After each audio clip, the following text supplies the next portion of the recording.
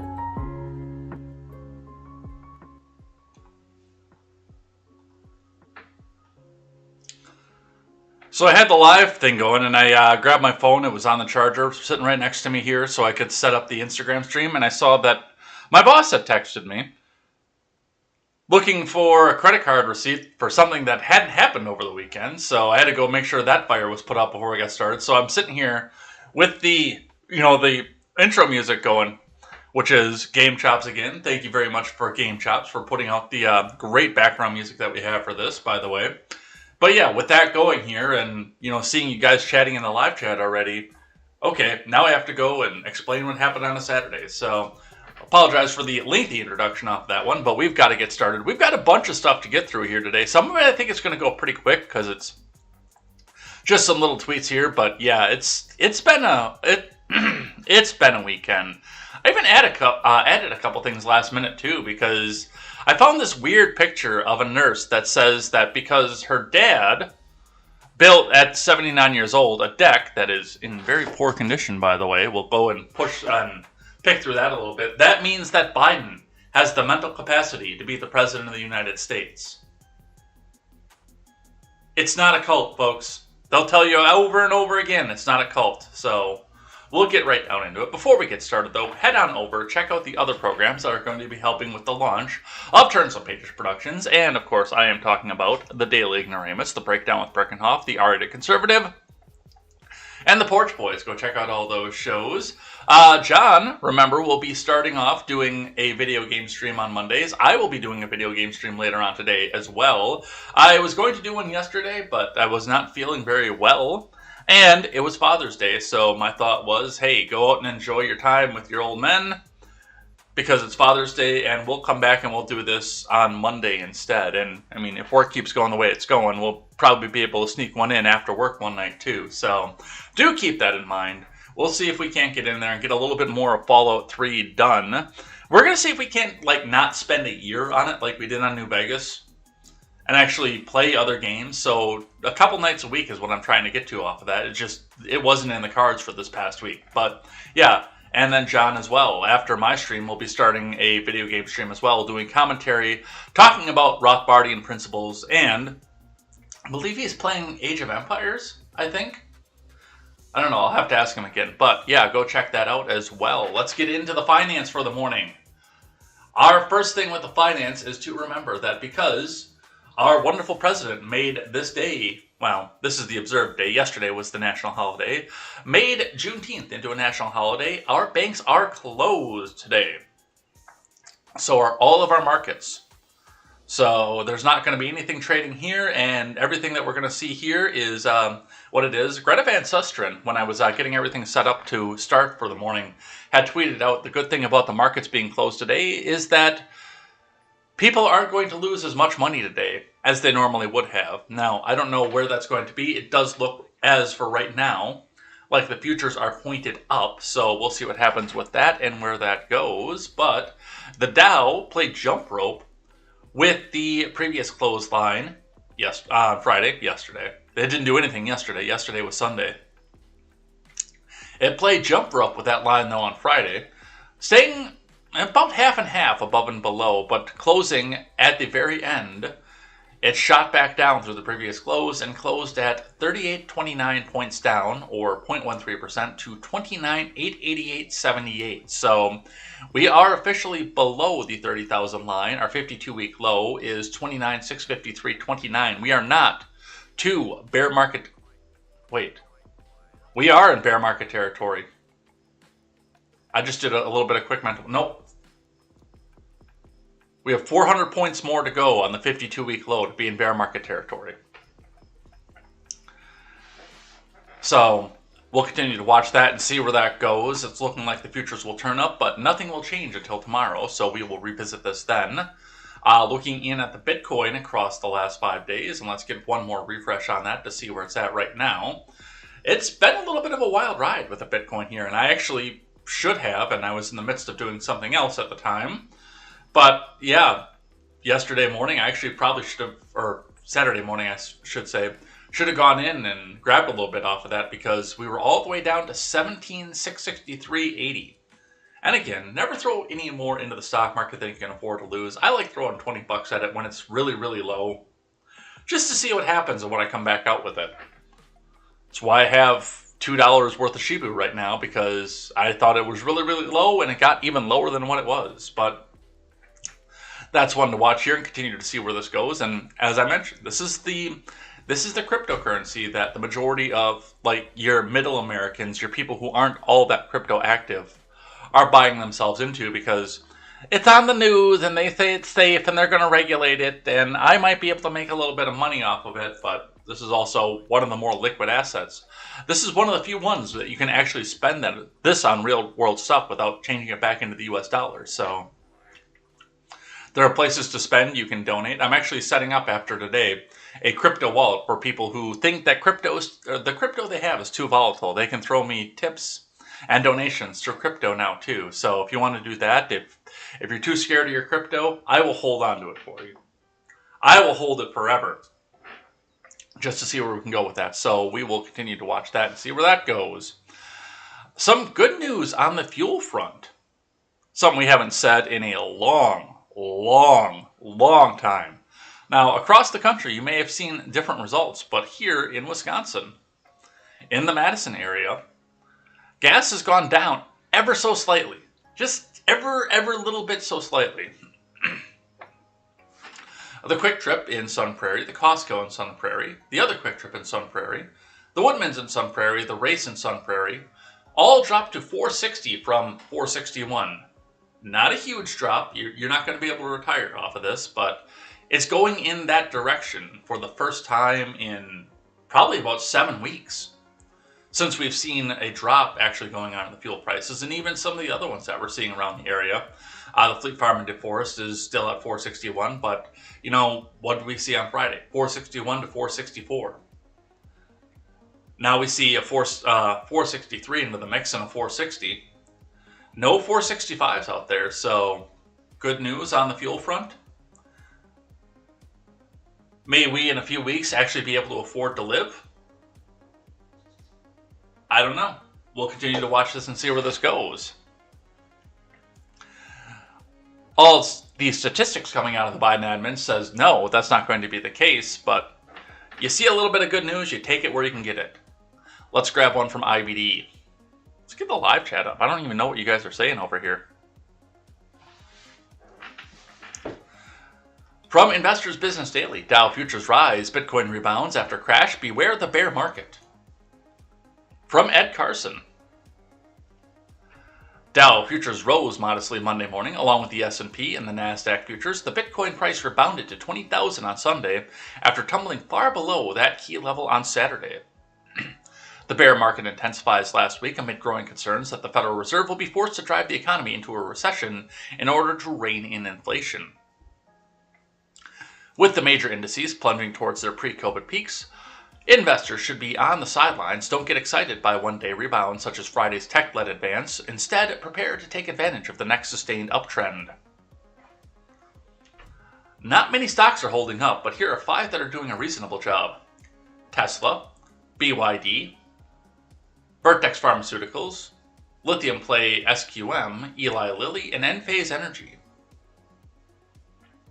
All have relative strength lines at or near highs. The RS line, the blue line, and the charts provided tracks the stock's performance versus the S&P 500 index.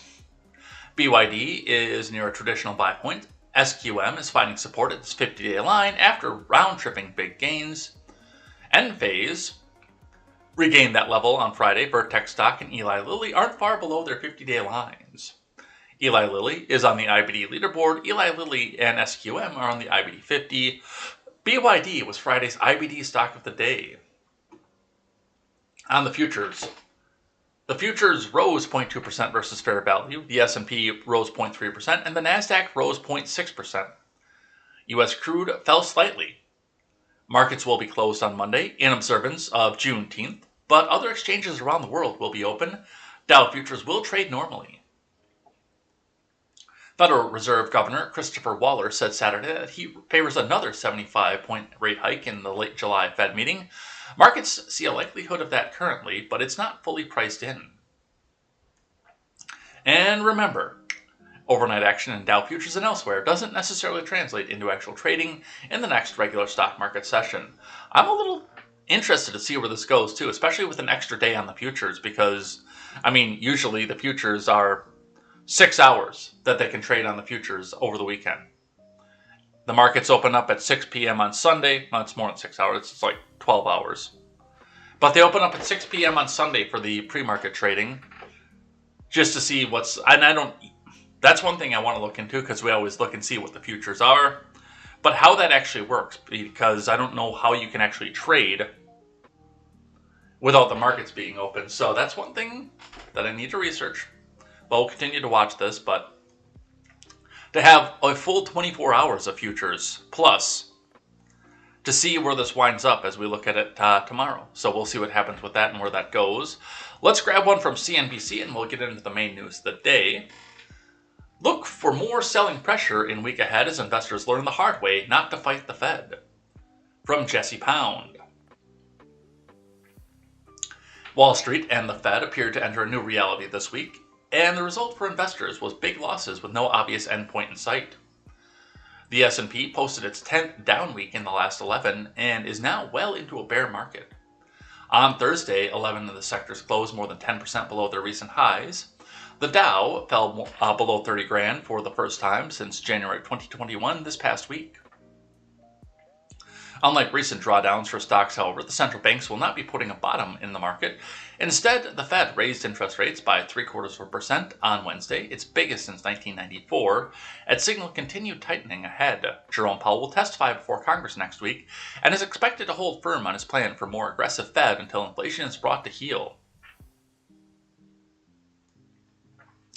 Bank of America equity strategist Ajay Singh Kapoor said in a note to clients on Friday, it's time for investors to stop fighting the Fed and give up the buy the dip mentality. In a bear market, heroism is punished, valor is unnecessary, and cowardice... Hey, I like Quest, brother.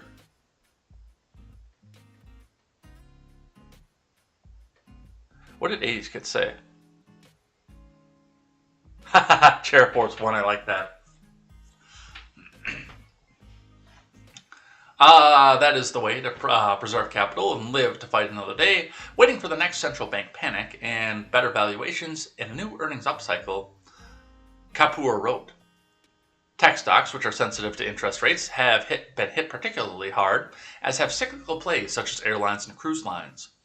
But the dramatic declines have not been limited to stocks. Bitcoin dropped more than 30% in a week, amid reports about blowups of crypto-focused trading firms. Treasury yields, which move opposite of bond prices, have spiked. Again, if you guys don't feel comfortable holding the crypto that you have, I'll hold on to it. I'll set up the donation wallet after the show today.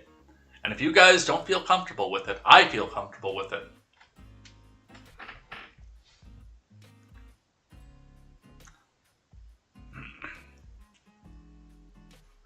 Markets briefly rallied on Wednesday after the Fed's announcement, but that optimism was quickly dashed and the gains reversed on Thursday. Many strategists are warning the markets and sentiment could have further to fall, pointing to Wall Street earnings estimates that curiously still show solid growth in the coming year. These people need to fight inflation as fast as possible and as hard as possible, and the market has consistently been behind the curve on trying to understand how aggressive this Fed is going to be, said Andrew Smith, chief investment strategist at Delos Capital Advisors. Here's the important one. Recession ahead. The impact of the Fed's rate hikes on the market have been magnified by deteriorating economic data, as investors and strategists appear to be losing confidence in the central bank's ability to achieve a soft landing. The housing market appears to be cooling rapidly, with housing starts and mortgage applications plummeting, because the prime rate is over 1% up from where it was, obviously. Consumer sentiment is plumbing record lows. Jobless claims are beginning to trend higher as reports of layoffs as tech firms grow. And all oil prices show no signs of falling back below $100 a barrel as the summer travel season kicks off. In a note to clients on Friday, Bank of America global economist Ethan Harris described the U.S. economy as one revision away from recession.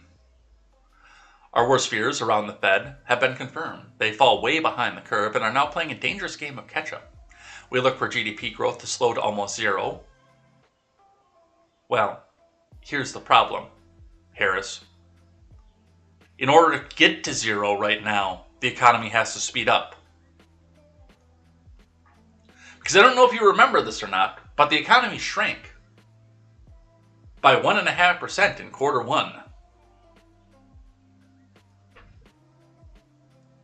Inflation is set around 3%, and the Fed to hike rates above 4%, Harris wrote. And this is the important part, because they're saying, hey, the recession is coming, the recession is coming. They keep trying to tell us, recession is coming in 2023. I don't think it is. Now, they're being confident and pushing forward, and they're saying a small growth in the GDP for quarter two. I don't think they're going to get that either. I think the going guess right now for quarter two GDP is for the Fed and for the executive branch, they're saying 0.6% to 0.8% of growth of GDP. A growth, but a growth pretty much in name only at that point. I don't think they're going to get it. A lot of people are saying we're going to have another shrink just like we had in quarter one. I don't think we're going to get that either. I think there's going to be a shrinkage of the GDP, but it's going to be in that sort of negligible range like the Biden admin thinks the growth is going to be. Like 0.3 to 0.6% shrink. I think we're in a recession right now. A mild one, and one we can rescue ourselves out of, but I do believe we're in a recession right now. So watch for that. Prepare. Get supplies. Get that extra can of Spam and that extra can of tuna. The non-perishables every time you go to the store. throw another $1, $2 in on your grocery bill, so that when the bottom does drop out, you're somewhat set for at least a little while. As I've said, there is a mudroom closet when you first come in to this little tiny apartment that I have here. And in there is about 2 months worth of preserved foods, both store-bought and stuff I made myself. Get about 2 months set there, and after 2 months, you might be screwed. But it'll give you 2 months to sit back and reassess the situation, just in case. But that's what we see off of that. Let's get into the main news of the day, and we're going to start with our friends over in New Orleans. Yes, as today is the observation of Juneteenth. This past Saturday, a statue was unveiled in Lafayette Square in New Orleans, and they did it. They solved all the problems in the country. All the race riots, all of everything else, they've been solved by this new $7 million statue. Yes, they commissioned and paid out $7 million for an afro pick with a black power fist on it.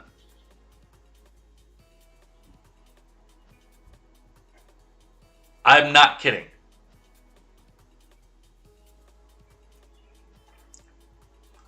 A 28-foot afro pick with a black power fist on it.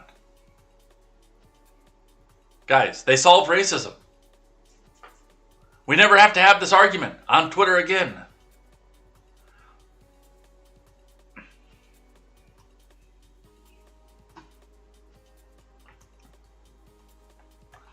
Reading from The Blaze, New Orleans Democrat mayor unveils giant hair pick to celebrate Juneteenth, promptly gets roasted. This is a joke. From Paul Saka. A giant afro hair pick with a clenched black power fist was unveiled in New Orleans on Friday in celebration of Juneteenth, the holiday paying tribute to the last American slaves being freed. However, the eyebrow-raising statue was widely panned online. The 28-foot-tall hair pick, weighing 7,000 pounds, is titled All Power to All People, and was created by artist Hank Willis Thomas. New Orleans Mayor LaToya Cantrell, a Democrat, obviously, touted the hair pick statue as breathtaking on Twitter. As Juneteenth approaches, we celebrate with an unveiling in Lafayette Square, Cantrell tweeted. This sculpture is very fitting for this time and place as we celebrate the freedoms that we've gained. We know that it doesn't come without struggles, fights, and protests for 200 plus years. Cantrell said the city is spending $7.2 million to recognize local black and brown artists. So are we talking kickback, money laundering? What's going on here? And their artwork will be displayed around the public buildings in New Orleans. I can't believe they did that. That is beyond bizarre to me. Somebody looked at this. Somebody seriously looked at this and said, yeah, that's a great idea.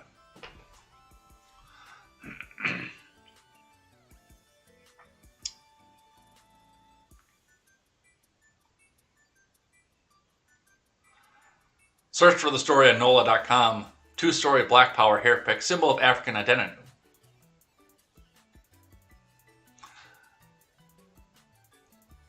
I want the quote to be on record that that's Doug McCash saying that's a symbol of African identity and not the views reflected by Turns of Pages Productions, Contemporary, or the host.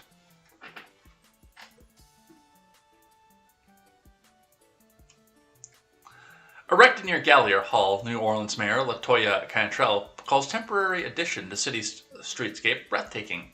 Sculpture by Hank Willis Thomas. Apparently there's video of this, so let's watch.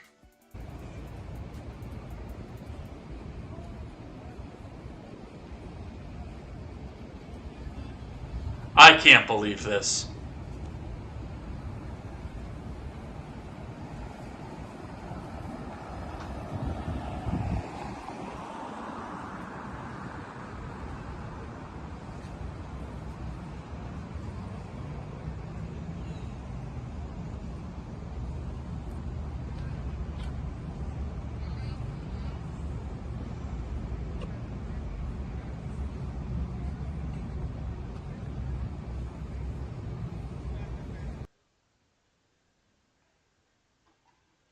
Somebody looked at this and said, this is a good idea. But not everybody. However, not everyone saw the gigantic hair pick as breathtaking in reactions on Twitter, including many black Americans.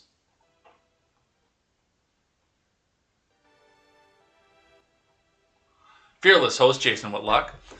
Imagine being mayor of a city, spending money on a monument that depicts the accomplishments of black people, and deciding on a hair pick. They would recall a white mayor for demeaning us. Instead, we'll shout, "Yes, Queen," and pretend nothing is wrong. Author Daryl B. Harrison, because we all know how important it was for my ancestors to keep their afros looking tight during those struggles, fights, and protests. The Hodge twins. The best the artist could come up with is a Black Power hair pick sculpture. You can't fix stupid. Former congressional candidate Barrington Martin II. Embarrassing, this is sick, sitting near Vinnie James. These Democrats pose in front of a giant afro pick. An afro pick? This is how they celebrate the freedoms the black people have gained. I'm in hell, right?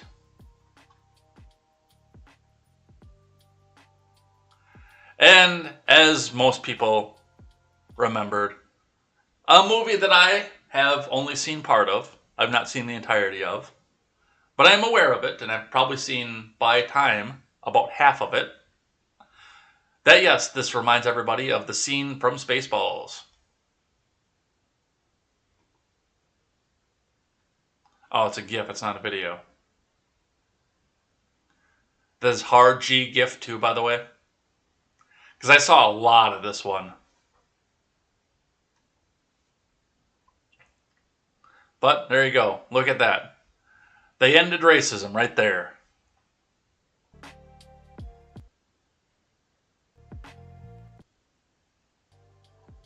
They fixed it. It's all better now. Alright, we got to do a little bit of bad news before we get into the Biden biking. Because, yes, we're in an election year in which we're trying to get all the votes out there to confiscate all your guns and put all your guns on a registry so they know where to find them. You know, hence the universal background checks. You don't think they're going to use that for a backdoor gun registry? You're out of your mind. Church shooting survivor. Gunman disengaged, sat alone. From Kim Chandler. So this actually went under the radar until this past Sunday when everybody actually did go back to church. The 70-year-old suspected gunman in a shooting that killed 3 people in an Alabama church sat by himself, drinking liquor, rejecting offers to join the others gathered at the potluck dinner before gunfire shattered the peace of the evening, a survivor recalled. It felt like he was disengaged, Susan Sallin, 73, said. Sallin was seated at the same table at the Boomer potluck with 3 people who died in the Thursday night shooting at the St. Stephen's Episcopal Church in Vestavia Hills, Alabama. The suspected gunman had previously attended church services and a few church gatherings for people of the baby boomer generation and older, but didn't seem to interact much with others, she said. That night, he sat at a table by himself. While wine was available at the potluck, he was drinking from what appeared to be a small bottle of scotch and shunned invitations to join the others. I personally invited him to come and sit at our table twice because I wanted him to feel a sense of inclusion, but he did not come, Sallin said.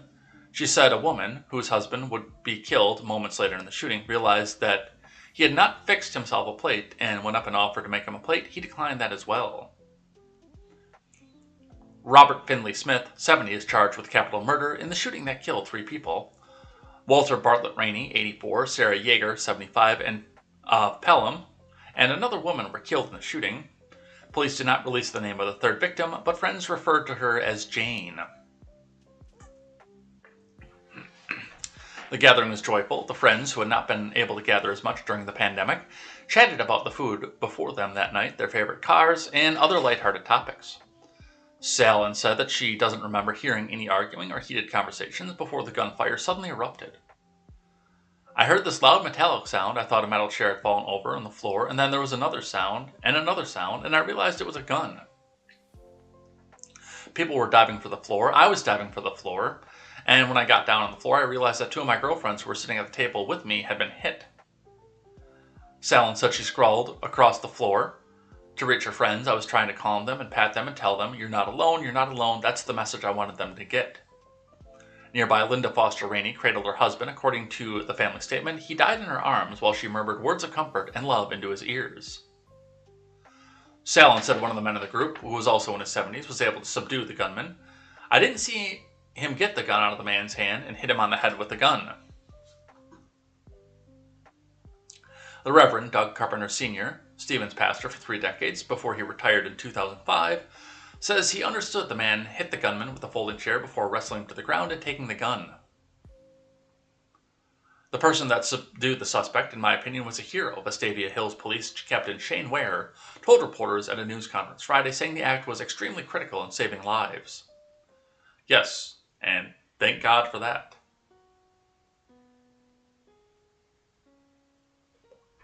The church had been closed for several days as a crime scene, but the congregation returned Sunday for worship services with a message of choosing love over hate. The Reverend John Burris, the rector of St. Stephen's, invoked the Christian story of the Last Supper where Jesus invited the friend who would ultimately betray him. There is not a doubt in my mind that Bart and Sharon and Jane would invite their Judas again and again to sit down and share a meal because they knew God's unconditional love, he said, using the first names that the victims went by. It was their guiding ethic, and they fully embodied it. They taught us all that all are welcome at the table, Burris said. So, 3 lives lost in a church. At this point, no talk of a motive. Services have resumed. And it's a crying shame that we still have to see something like this. You have to wonder what it is that would drive somebody to go back and do something like this, and how you could come back and help. And I mean, I know that there are going to be people out there that come back and try to say that, oh, well, just banning all the guns is going to do everything. But it won't. It's not going to change things. You know, the guy that stopped this didn't have a gun. But he was able to come back and stop and subdue. If they don't have a gun, they'll use a knife. They'll use a chair, a rock, a pipe, fists. So, that is unfortunately where we have to go with that today. Speaking of people,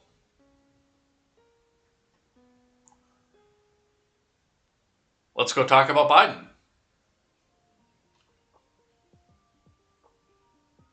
And there he goes. So, Joe Biden fell over on his bike for what appeared to be a very, very staged photo op. A lot of people are coming out right now and saying, well, it was because of the toe straps on his tricked out bike. The New York Post actually wrote an article about that and then deleted it later because they knew nobody was buying it here. But let's watch what's happening and then we'll get some of the reactions off of it.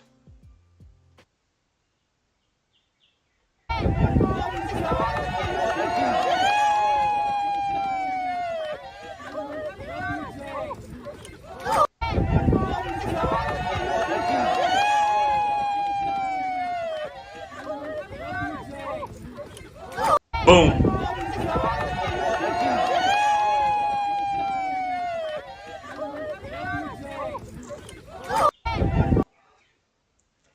Now, as per usual, almost immediately, the Secret Service rushed in and swarmed in like an ant swarm to go get him picked up and rushed away from everything before he could answer questions off of some of this. But, I mean, this is the guy that has the nuclear codes. And, of course, and we'll be talking about some of the reactions to some of this, but of course, the entire sentiment for the past 2 days since this happened was, but what about what Trump did? I'm going to tell you something right now. Donald Trump is not in office. And if the only thing that you can come up with to try to defend Biden is, what about Trump?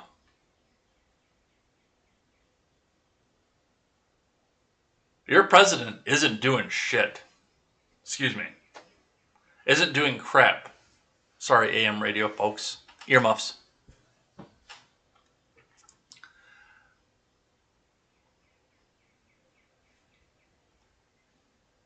So, directions going on here and some misdirection as well. One of the big things that came off of this was people were trying to say, oh, well, at least Biden rides a bicycle and not his daughter, because, again, it's the what about Trump aspect of it. I quote tweeted that and said, maybe you want to go check the Ashley Biden diaries again. And friend of the show, Spartacus, posted, and this meme is available in the Discord too if you guys want to go and steal it. But Spartacus then comes back and gives it this meme. Build bike better. There you go. That's how we'll fix this. That's how we'll make sure this never happens again. A nice good set of training wheels so Grandpa can go and enjoy the aerobic exercise of riding the bike and not have to fall down. Because of the toe catches, of course. Because of the pedal toe guards, of course. But I mean, look at this for just a second. There's no way this wasn't a major photo op.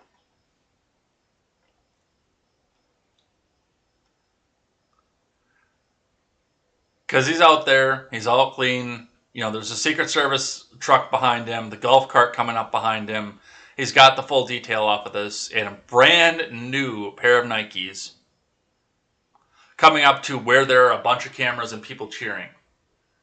This was staged. Did he ride the whole way down the trail? I don't know. I have serious doubts about that.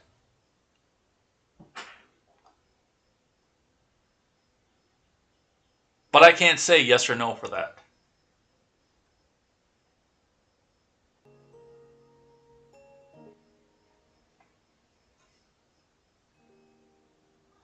All right. From ABC Eyewitness News. President Biden falls while getting off a bike after a beach ride near his Delaware home. He wasn't getting off his bike. He was just stopping for a moment to go take the planned and pre-planned photo op. Coming to ABC 7 from Amr Madani from the Associated Press.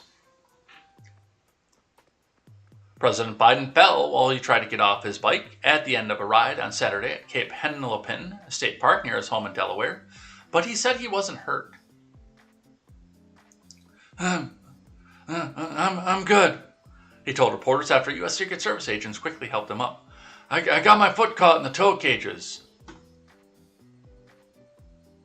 I want to look at this again.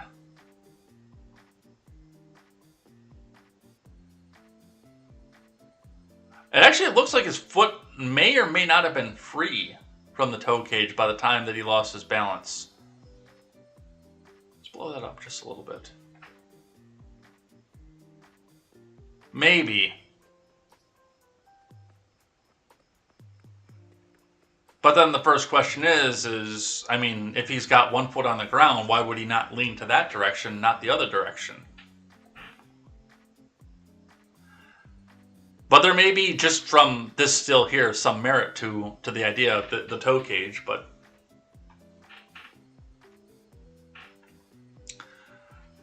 Biden, 79, and First Lady Jill were wrapped up in a morning ride when the president decided to pedal over to a crowd of well-wishers standing by the bike trail.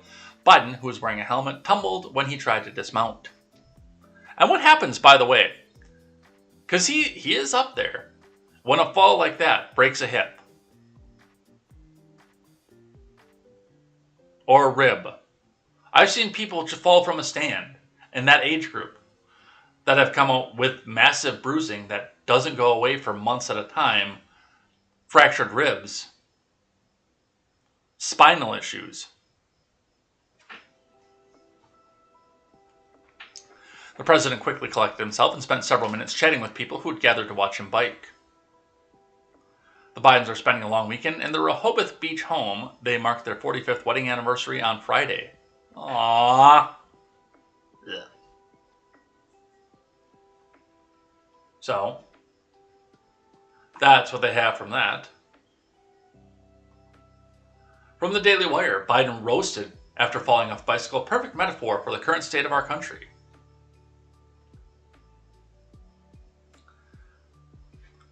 President Biden was met with both mockery and sympathy online Saturday afternoon after a video clip of him falling off a bicycle while standing still quickly went viral. Dr. Biden, how was your anniversary?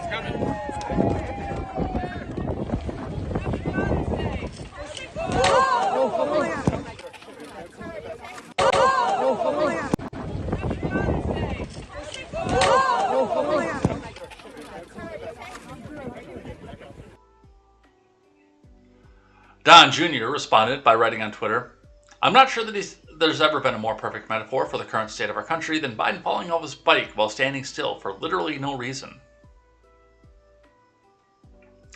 Other notable responses to Biden included Ali Stuckey. "The most troubling part of the Biden falling off the bike video is that he wasn't even riding when he fell. He was standing still and then fell over." Annika Rothstein, "Why the hell would his advisors allow him to be on a bike given how he tends to fall over while walking on flat surfaces?" Caleb Hull, "I can't believe Putin did this." Harmeet Kate Dillon, "All politics aside, would you let your elderly relative who can barely walk and has perceptibly impaired mental capacity gallivant around on a bike, potentially falling and breaking a hip? I wouldn't." David Raboy, "How did they put him on a bike when he barely knows where he is?" Elijah Schaefer, "It's really sad, the whole thing. I'm not going to laugh, mock him or anything. The guy is close to death. He can't even balance on a bicycle. He needs rest. Meanwhile, he's being used as a puppet to dismantle our fossil fuel industry and collapse the economy."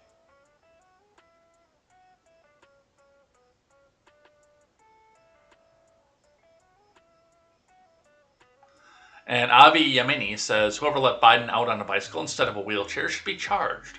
We've learned nothing from World Elder Abuse Awareness Day." Yeah, and that's one of, like I said, this was a major photo op. That's all that this was. Does he actually go out and cycle like this? I don't know. I'm not with him every day. Can he actually ride a bike? I don't know. I'm not with him every day. We only get this stuff after the fact and after we see the big photo opportunities. Big question is, why is he in Delaware constantly? Wasn't that a scandal under the Trump years?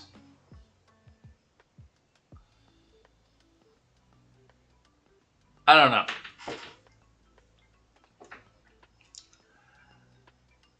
I have a lot of questions about this, but they tried as fast as they could to get this news out of the news cycle quickly. But not fast enough. This one was a little bizarre to me.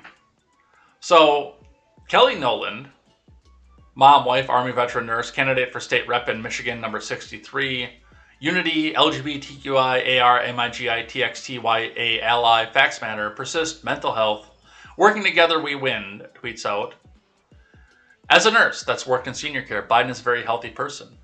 He is 79 and still being active out there. For all you haters, my dad built my deck for me, and he is 81.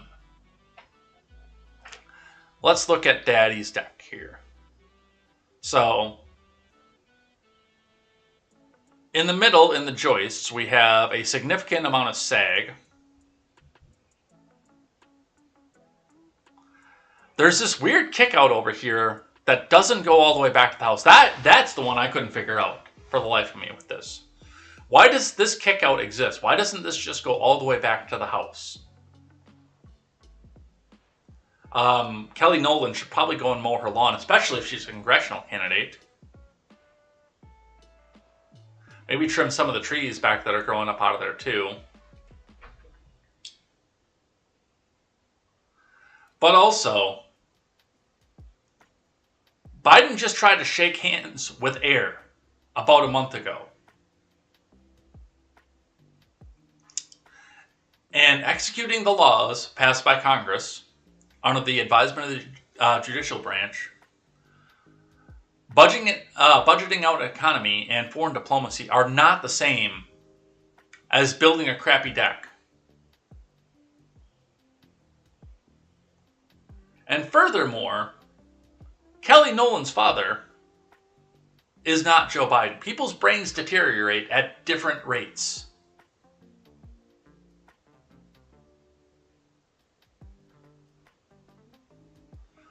So I don't think this was the flex that this woman wanted this to be, and she really does need to go and mow her lawn. Again, especially if she's going to be a congressional candidate, because that's one of the things that they're going to come back out to. All right, let's talk more Biden. Leftover piece from last week. Biden calls it bizarre to claim his big spending caused high inflation.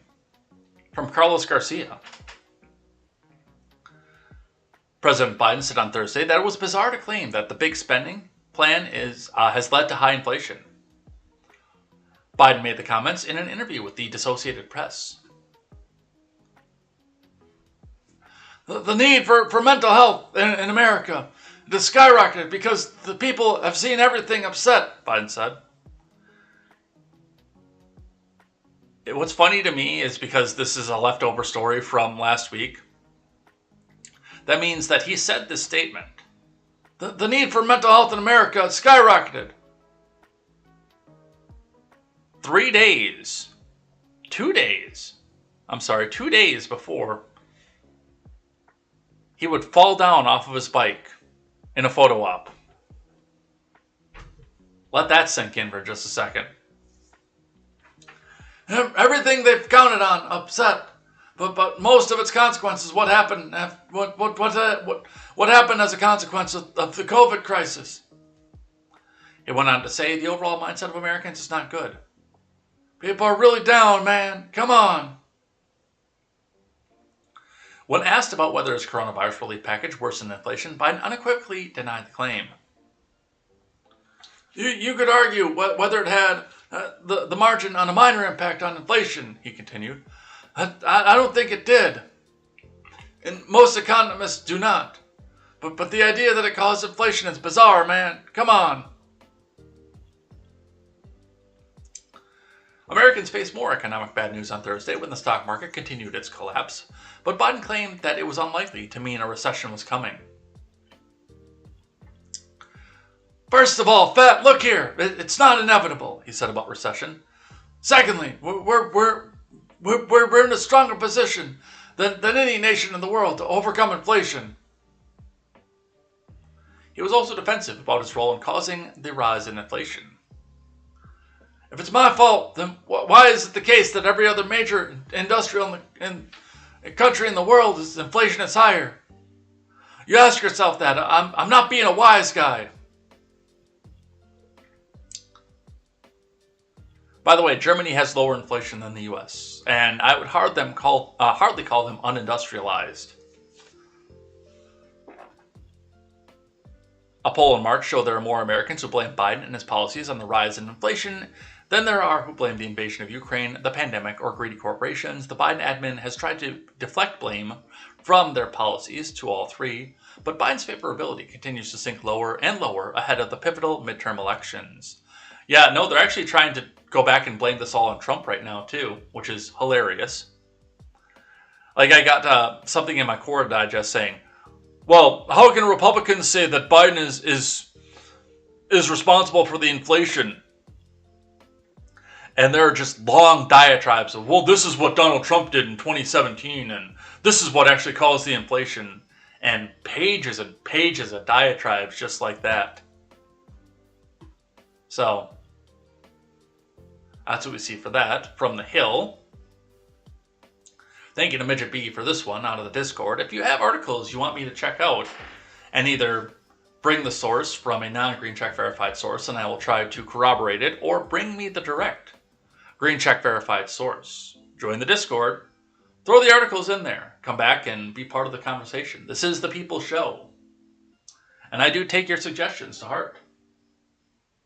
Sometimes I can't use them because there's no verification for them. But I always do look into them and see what I can find off of them. How much does Biden's $1.9 trillion bill have to do with inflation? From Morgan Chalfant. President Biden's American Rescue Plan is perhaps the most significant legislative accomplishment in his first year and a half in office. But the sweeping $1.9 trillion relief bill is also at the center of a debate over raging inflation, with Republicans pointing the finger at the Biden and his policies. The White House maintains the bill was essential in ushering the economic recovery, physically reopening schools, and distributing vaccines during a deeply uncertain pandemic. Biden, as recently as Thursday, dismissed the notion that his relief plan fueled the increase in prices. In fact, economists concede the $1.9 trillion bill did contribute to the inflation, but there's some debate as to how much. The pandemic-related supply chain woes in mind, more recently Russia's war in Ukraine, are also major factors in driving up the costs. Former President Trump also signed 2 pandemic relief bills totaling nearly $3 trillion in his final year in office. Yeah, and I said don't do that as well. Many Americans are still wading through their excess savings from the pinkpox pandemic lockdowns that saw people stay home and spend less. Jason Furman, who served as the chairman of the Council of Economic Advisors under former President Obama,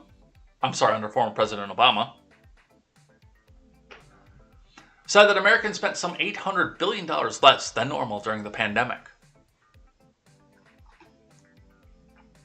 That's also a reservoir that they can tap to spend into extra or cover gas prices without cutting their spending on other things, Furman said in an interview.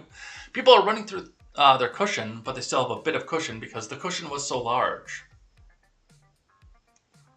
Economists' estimates of how much the pinkpox relief package contributed to inflation vary. Michael Strain, director of the Economic Policy Studies at the right-leaning American Enterprise Institute, wrote in February that the rescue package added 3 percentage points to inflation in 2021 when it hit near a 40-year high of 7%. Furman said the rescue plan caused between 1 and 4 percentage points of inflation last year. If you look at the inflation over the last 4 or 5 months, there's no doubt that the price increases caused by Vladimir Putin are playing a much bigger role at this stage than the rescue plan is playing a fading role, he said. And there it is. Trying to shift the blame once again. The buck stops here, President. Can't take any responsibility, partially because the mainstream media won't let him. Oh man, I wish my opponent would just stop trying to blame everybody else for the financial problems that he's having in office right now. When I'm president, the buck is going to stop with me. Except when it's Russia's fault, and Trump's fault, and the greedy corporations. Other than that, the buck's going to stop with me, man. Come on.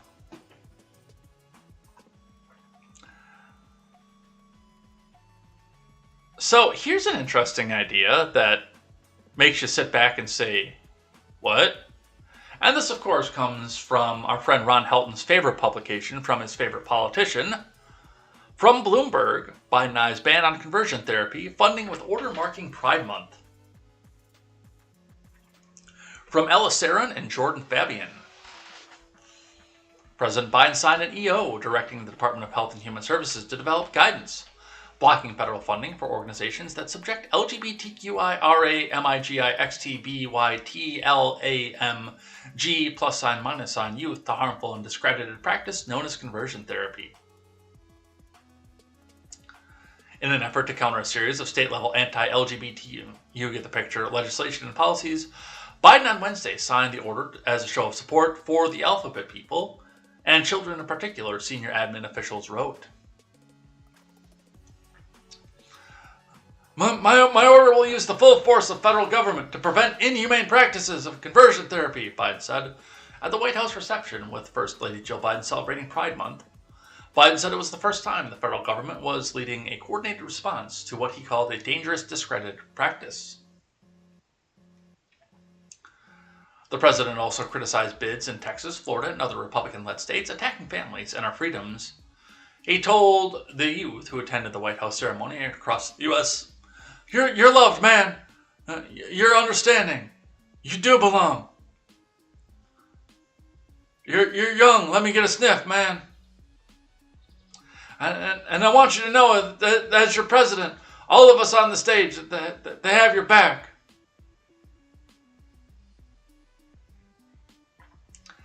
And here's the interesting part. Under orders, HHS will explore guidance that bars programs and organizations that receive federal funding from subjecting people to conversion therapy and provide support to those who have been subjected to such practices.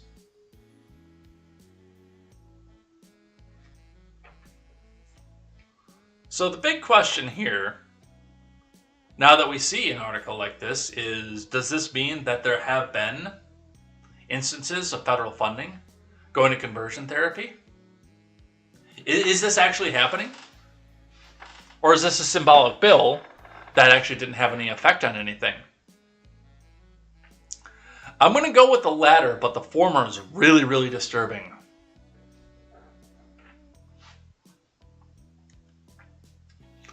All right, from Insider. You got to read through the subtext on this one, by the way, because this is not as it appears. Hillary Clinton says the 2024 presidential campaign is out of the question and asserts it would be very disruptive to challenge Biden. From John L. Dorman. That last clause in that paragraph is very important. Former Secretary of State and three-time presidential loser Hillary Clinton, in an interview published on Friday, ruled out a 2024 presidential campaign, saying that her entry into the race is out of the question. While speaking with Financial Times, the former First Lady and U.S. Senator said that she expected President Biden to stand for re-election in 2 years. When asked if she could view herself launching a campaign after unsuccessfully challenging Barack Obama for the Democratic nomination in 2008 and losing the general to Donald Trump in 2016, Clinton quickly waved off such a proposition. "No, out of the question," she said. She continued, "First of all, I expect Biden to run. He certainly intends to run. It would be very disruptive to challenge that." Biden has said publicly and privately that he intends to run for re-election in 2024. However, a recent New York Times report detailed that some Democrats have expressed concerns about Biden's standing among the general public as his approval ratings continue to sag and the party faces a difficult midterm climate where Republicans are set to make major gains in Congress. Some have raised questions about Biden's age. He's currently 79 and would be 86 at the end of a second term if he wins re-election, and expressing doubt in whether he will go through with a campaign. If Biden doesn't run, Kamala Harris would be a natural successor, but after her 2020 presidential campaign fizzled, before the Iowa caucus and New Hampshire primary, some Democrats might look elsewhere for a candidate. After a rocky first year in office, Harris's political team sought a reset. Several aides have departed the vice president's office in recent months, and she brought on longtime Democrat strategist Jamal Simmons to serve as her communications director. So, going back to Hillary, though, there is some subtext here underneath this. Hillary is saying that she doesn't intend to run if Biden runs.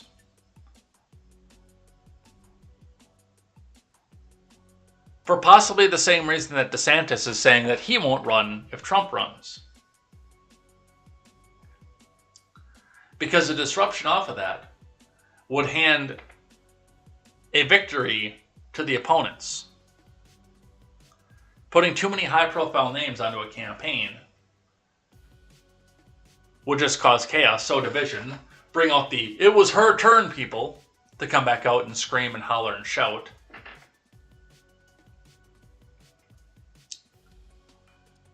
And second of all, I don't think she's saying that she's not going to run if he doesn't run. I think she's going to try if he doesn't run. If he gets pushed off to the side, it very much seems like somebody like this, who would make a bold statement like this to come back out of obscurity, would be setting up to say, hey, if he doesn't run, come back and vote for me. There's some interest to this, especially with what Leibovich has to say from The Atlantic. He's too old. Staff writer at The Atlantic says Biden could instantly burnish his own legacy by declining to seek a second term. From Alex Nitzberg over at The Blaze, Mark Leibovich, a staff writer at The Atlantic, contends that President Biden should decline to seek re-election and could instantly burnish his own legacy by doing so. Let me put this bluntly, Joe Biden should not run for re-election in 2024. He is too old, Leibovich wrote. Biden is fit to faithfully execute his duties, the White House physician said in the most recent health summary. Leibovich noted, the question is, should he? The answer is sure for now, but not a day after the January 20th, 2025.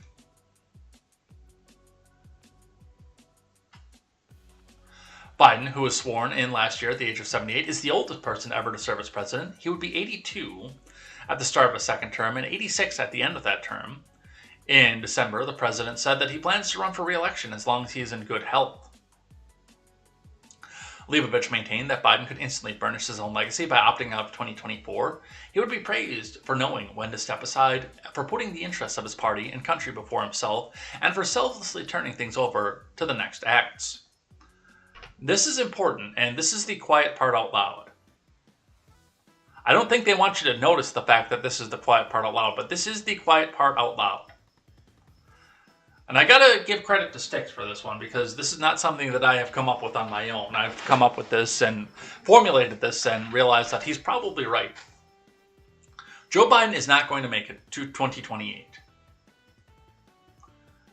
If he makes it to 2024 at this point, a lot of us are going to be seriously surprised. But if he either croaks in office or resigns before the end of his term, a lot of things come up for that. And the age question does come up. Former President Trump will be 78 if he takes a Grover Cleveland second term at the start of his second term. Now again, just like what we said with the deck, people's brains under dementia dissolve slower or faster, depending on the person. Not everybody turns into a vegetable the same.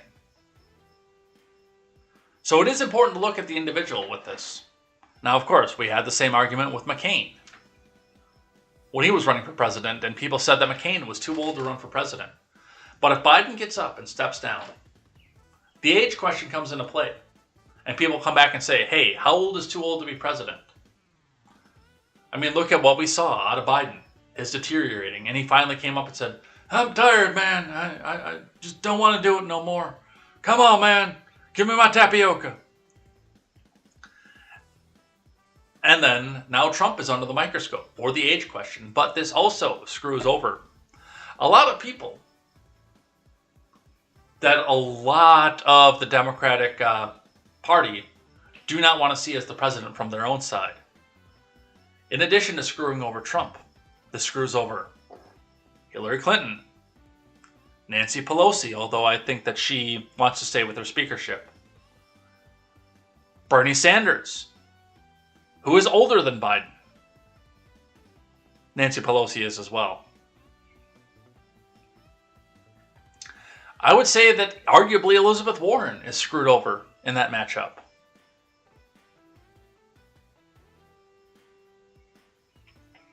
See, when you get into this here, when you look at this and you see where the strategy lies, the DNC has no desire to see Hillary lose her ass again. And the Bernies and the Warrens, although I don't believe Warren actually believes anything of what she has to say. I think she's just doing this to pull the youth vote, to the progressive vote. Bernie, I believe. Warren, I do not. But it puts both of them out of the running who are peddling out these crazy ideas. So, I think that's the quiet part out loud. I think they're coming out and saying, hey, let's get this guy to step down so we can screw over the people we don't like. All right, what else do we have? Here's an interesting one from somebody who was able to come back up and make a name for himself over something that he shouldn't have been able to make a name for himself out of. Biden nominates Derek Chauvin, prosecutor, as federal judge. From Zach Schoenfield.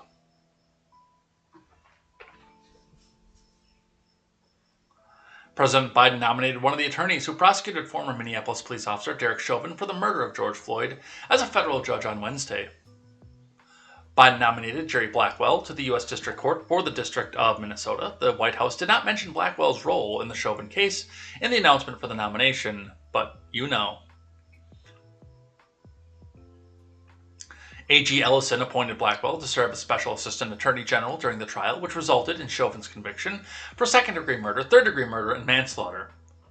So, and again, as I pointed out before off this, that means that Chauvin both maliciously and knowingly killed George Floyd, and unknowingly and accidentally killed George Floyd.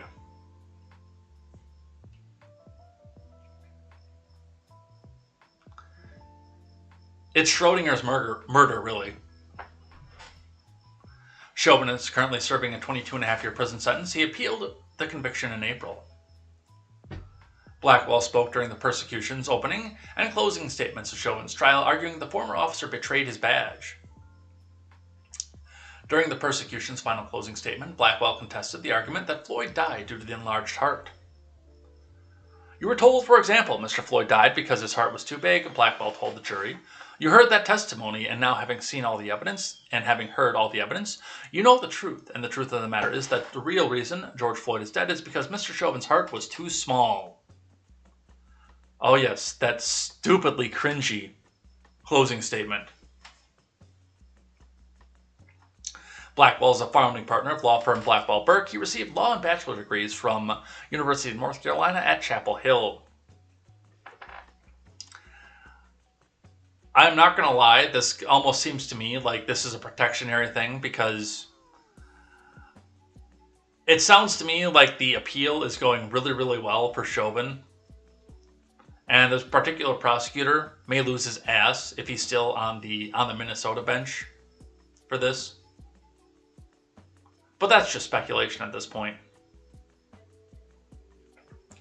We'll see what happens. We'll see if he gets confirmed. From Fox News, Pompeo says Biden's Iran talks squandered Middle East stability, putting us all at risk. From Stephen Soares, former Secretary of State Mike Pompeo said Sunday that President Biden has thrown out the stability in the Middle East that was achieved under the Trump admin by looking to make a new nuclear deal with Iran, the single largest threat in the region. Pompeo appeared on Sunday Morning Futures to address the challenges currently facing the Biden admin ahead of the president's visit to Saudi Arabia, where some say Biden hopes to seek help in addressing the skyrocketing gas prices and confront Iran's nuclear weapons program.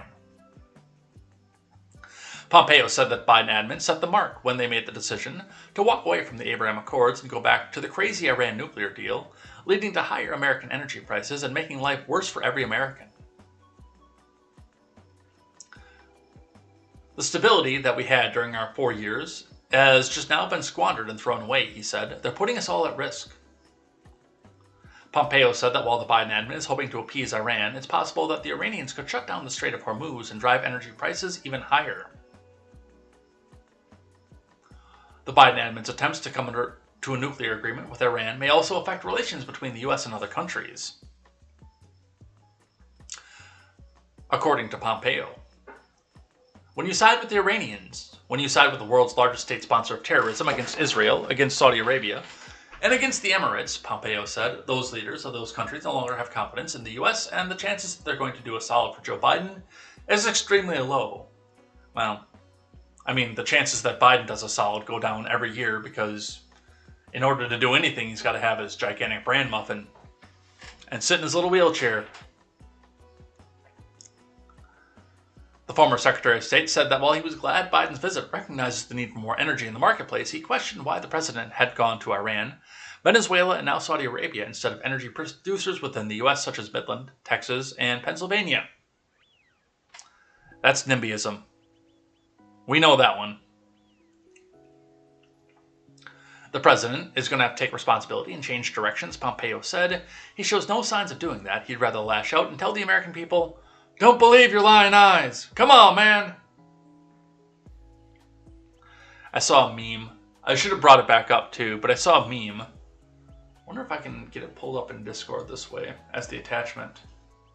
I think I can. Because obviously we can't transmit my Discord because it's in the rules. I can't break my own rules. But let me see if I can get this up here. Yes, I can. Interesting about the gas prices and the fact they're trying to go to Iran, Saudi Arabia, and Yemen and Venezuela versus coming to our own producers here in the country. Possibly on purpose. Your government imposed sanctions to punish its enemies. Are you catching on yet?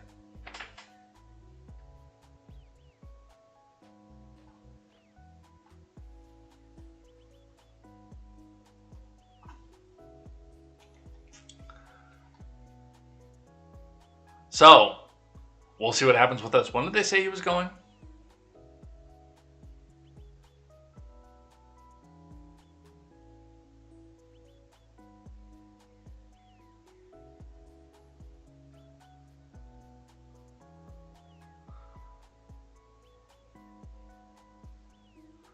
It doesn't say. It'll be interesting to know before we move on here. Biden trip to Saudi Arabia.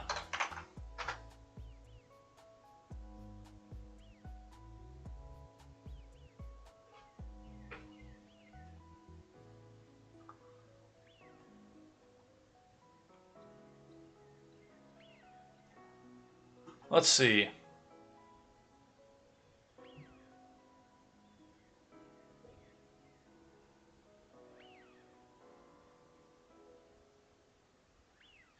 Yeah, we'll be talking about this. I'll put this on for tomorrow. But yeah, it doesn't say when exactly this is going to be. It just says upcoming right now. So I'll pay a little bit more attention to that, and we'll see if we can't figure that out for tomorrow morning's show.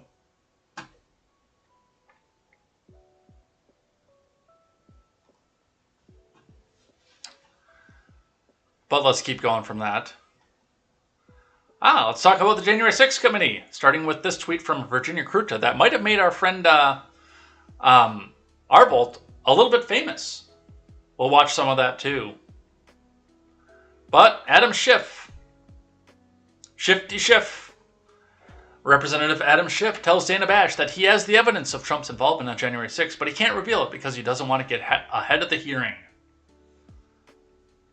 Isn't that kind of like he has the evidence of Russian collusion, but he can't reveal it yet?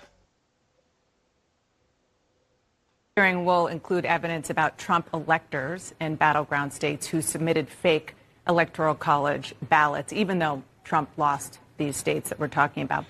We have already heard that Trump campaign officials were involved in that. Do you have evidence that the former president himself was involved? Yes, we'll show evidence of the president's involvement in this scheme. We'll also, again, show evidence about what his own lawyers came to think about this scheme. And we'll show courageous state officials who stood up and said they wouldn't go along with this plan to either call legislatures back into session or decertify the results for Joe Biden. The system held because a lot of state and local elections officials upheld their oath to their Constitution. A lot of them Republicans as well as Democrats. Just to be clear, you said you have evidence that the then president was involved in putting a fake slate of electors out there. Do you have evidence that he directed it? I don't want to get ahead of our hearing. We'll show during our hearing what the president's role was in trying to get states to name alternate slates of electors, how that scheme depended initially on hopes that the legislatures would reconvene and bless it. Will we see that he directed it? They didn't, and they pressed forward with it anyway. Will we see that he directed it? I don't want to get ahead of what we'll show you during the hearing, but we will show you what we know about his role in this. Your committee sent a letter to Ginny Thomas, the wife of Supreme Court Justice Clarence Thomas. The letter went out on Thursday. Yeah, they're still beating off over the Ginny Thomas thing. Yeah, I probably shouldn't say that if I'm trying to compete with the AM radio folks either.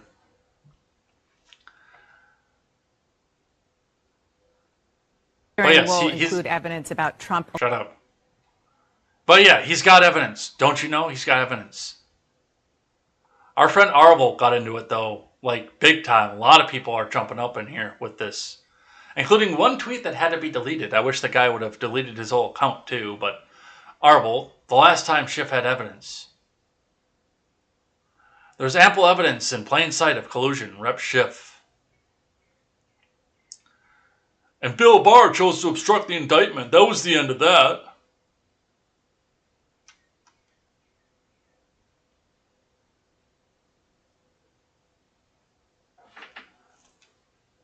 This lefty coaster.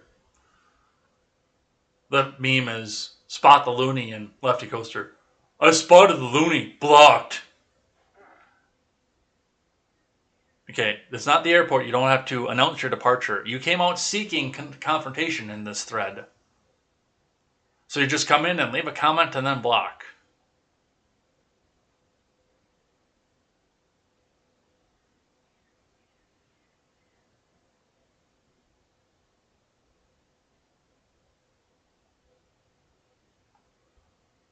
And all the red yarn, too. This one's funny. GRU to WikiLeaks to stone the Trump campaign. Collusion!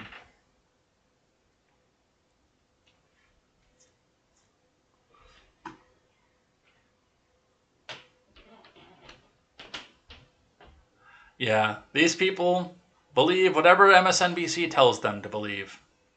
It's kind of sad, really. Thank you, Arvolt.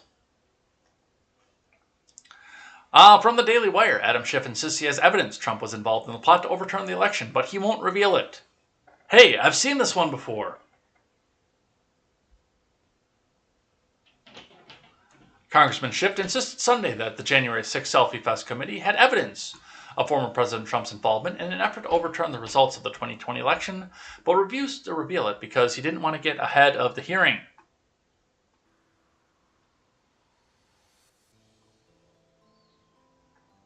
Schiff joined anchor Dana Bash on CNN's State of the Union to discuss the ongoing public committee hearings, and Bash pressed Schiff several times on his claims that Trump had been involved in what happened.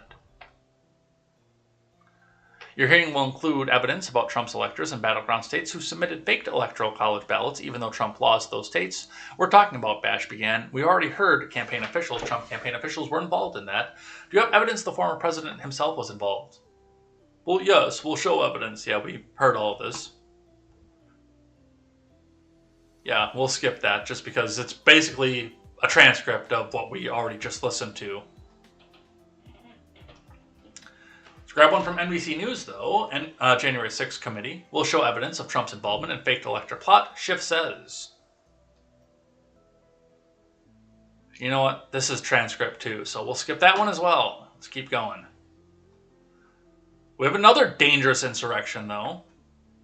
Very dangerous. Dangerous insurrection. U.S. Capitol Police arrest Stephen Colbert staffers at House Office Building charged with illegal entry. Well, they're charged, first and foremost. You shouldn't have charged them right away. You should have held them in solitary confinement while you tried to figure out what the charges were for a year and a half. From Adam Sabes and Chad Pergram.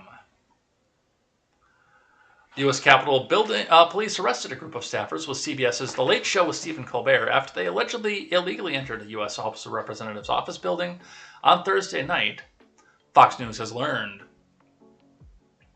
The group of 9 were arrested in the Longworth House office building after being escorted out of the January 6th committee hearing earlier in the day because they did not have the proper press credentials, according to the sources. The same group resurfaced later on Thursday night after the Capitol complex was closed to public visitors, and Fox News is told they took videos and pictures around the offices of 2 Republican members of Congress, Kevin McCarthy and Lauren Boebert. A senior source in the House told Fox News the following individuals associated with Colbert's show were released. We have Jake Plunkett, Allison Martinez, Tyrone Dean, who is the voice of Triumph the Insult Dog, Stephen Romand, Nicoletta Green, Brendan Hurley, Robert Smigel, Josh Comers, and David Fellman. The group was unescorted and charged with illegal entry to House office buildings after hours. Oh, did I get it wrong? I thought it was Tyrone Dean was the voice. No, it's Smigel. Smigel is the voice of Triumph. Robert Smigel is known for being the voice of Triumph the Insult Comic Dog. The U.S. Capitol Police told Fox News in a statement that it received a call for a disturbance in the Longworth House building around 8:30 p.m.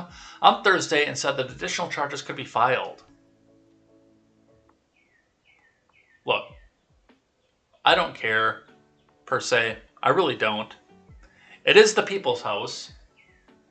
It very much is.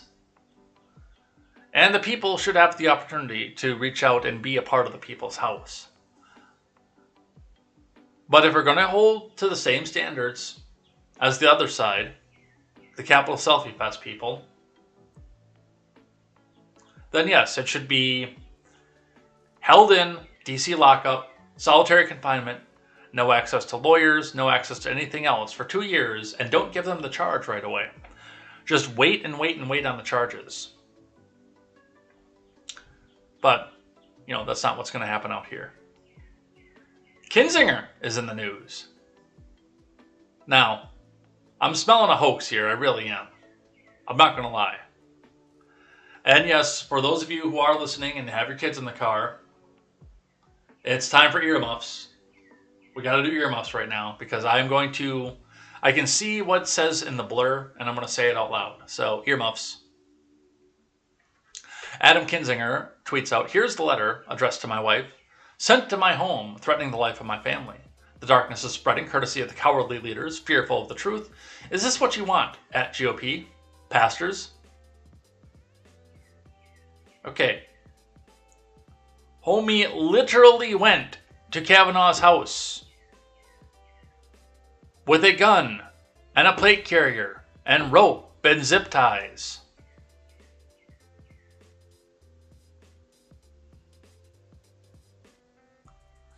And I've got this feeling, especially being in Illinois, close to Chicago, and having that R next to your name, this is not the first time you've got a letter like this.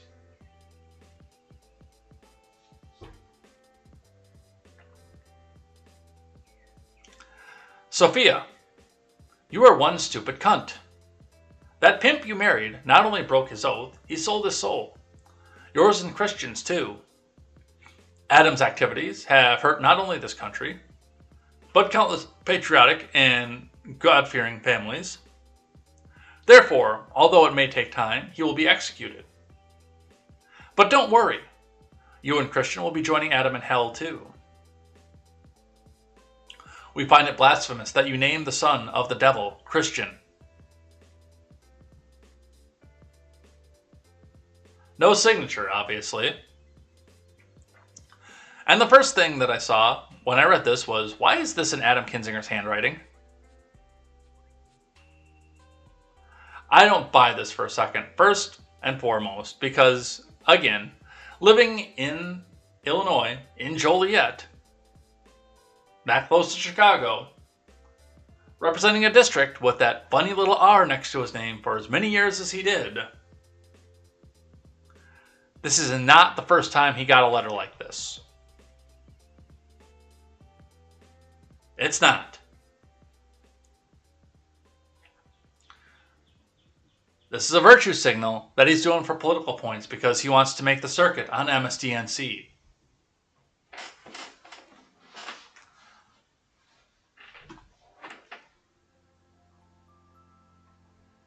From Insider, Kinzinger says there's violence in the future after receiving a mail threat to execute him, his wife, and 5-month-old baby. From Katie Balavec. Adam Kinzinger warned of violence in the future after he said he received a mail threat against him and his family. Kinzinger made the comments on Sunday on This Week on ABC News while discussing his work in the January 6 Selfie Fest committee. His position as one of only 2 non-progressive Democrats on the committee has subjected him to threats, he said. This threat that came in, it was mailed to my house. We got it a couple days ago and threatens to execute me as well as my wife and 5-month-old child. We've never seen or had anything like that. It was sent from the local area, said Kinzinger, who represents Illinois' 16th. Oh, it came from the local area, did it? Probably postmarked in the same city that you live in? He added that he's not worried about his personal safety, but he is concerned about his family. I don't worry, but I know that I have a wife and kids. Of course, it's a little different, Kinzinger said. There's violence in the future, I'm going to tell you, and until we get a grip on telling the truth, we can't expect any differently. Makes you sad. Has also put you under some threat. Your staff shared some communications you and your family have received. We can't put it up on the screen. It's too ugly for that, too dangerous for that. How worried are you about your personal safety? Look, I'm not worried personally. This threat that came in, it was mailed to my house. We got it a couple days ago, and it threatens to execute me as well as my wife and 5-month-old child. I've never seen or had anything like that. It was sent from the local area. I don't worry, but now that I have a wife and kids, of course, it's a little different. There are people that there is violence in the future, I'm going to tell you. And until we get a grip on telling people the truth, we can't expect any differently. A spokesperson for Kinzinger said his office has reported the threat, and they're taking extra precautions for the congressman's family. As the January 6th House Committee continues to hold its public hearings about the investigation into the Capitol siege, a new Ipsos ABC News poll found that a majority of Americans say former President Trump should be criminally charged for his role in the Capitol riot. Still don't buy that.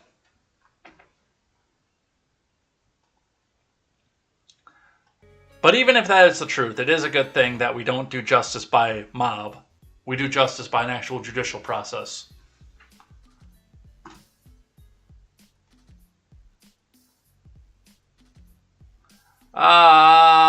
No new news here. We'll skip that one. Some midterm things. Democrats behaving badly from Delia Ramirez. Repeat after me. The Second Amendment does not give you the right to own a weapon of war. Delia is a Chicago Democrat who is running to go into Congress against a safe Democrat seat. Probably a Justice Dem coming back off of here. And, wait. What does the link say? Want to guess? What does the link say? Secure.actblue.com. Right into the slush fund. And I commented back and said, come on. Even Marx insisted the workers stay armed until after the revolution. The second, and she's technically right, actually. That's the worst part of it. She's actually technically right.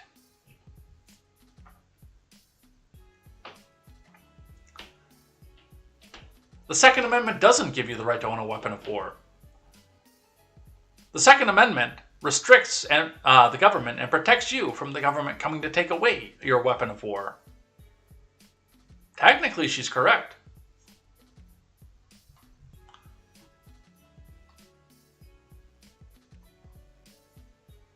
Defiant L's with a very defiant L. Alden Bunag. All right, parents with your kids in the car. This is a direct quote, so earmuffs. You're fucking acting like we want to show kids porn or something. But something I've learned through the years is whenever right-wingers accuse others of something, it's definitely because they're projecting. That is 4-6 of 22. 6-7 of 22, Star Advertiser. Oahu substitute teacher Alden Bunag was charged Wednesday in a criminal complaint filed in federal court for distributing child porn. Slow clap.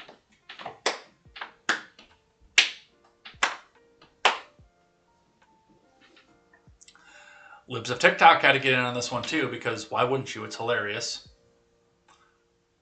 Hawaii teacher arrested after reportedly having sex with a 13-year-old student during lunch breaks. The teacher allegedly recorded it and sent it to another teacher. Teacher has been arrested for sharing child pornography. Federal prosecutors say Alden Bunag sent illicit pictures and video to another teacher on the mainland and admitted to sex with a 13-year-old student. Manolo Morales reports. Alden Bunag made his first court appearance on Thursday at the federal courthouse and remains in custody until his next hearing. Court records say he admitted to investigators that he recorded his sexual encounters with a 13-year-old boy who was a former student and sent the videos to others through a messenger app. According to federal court documents, Bunag had been sending child pornography to a teacher in Philadelphia. That teacher was arrested in October. Documents say Bunag and the mainland teacher exchanged over 3,300 messages to include hundreds of images and video files, and that Bunag claimed to have sex with the boy at the school during lunch breaks. He also described the boy as a former student and knew that he was a minor at the time. Records say he also admitted to distributing the video recording of his sexual contact and admitted to distributing child pornography involving other minor victims.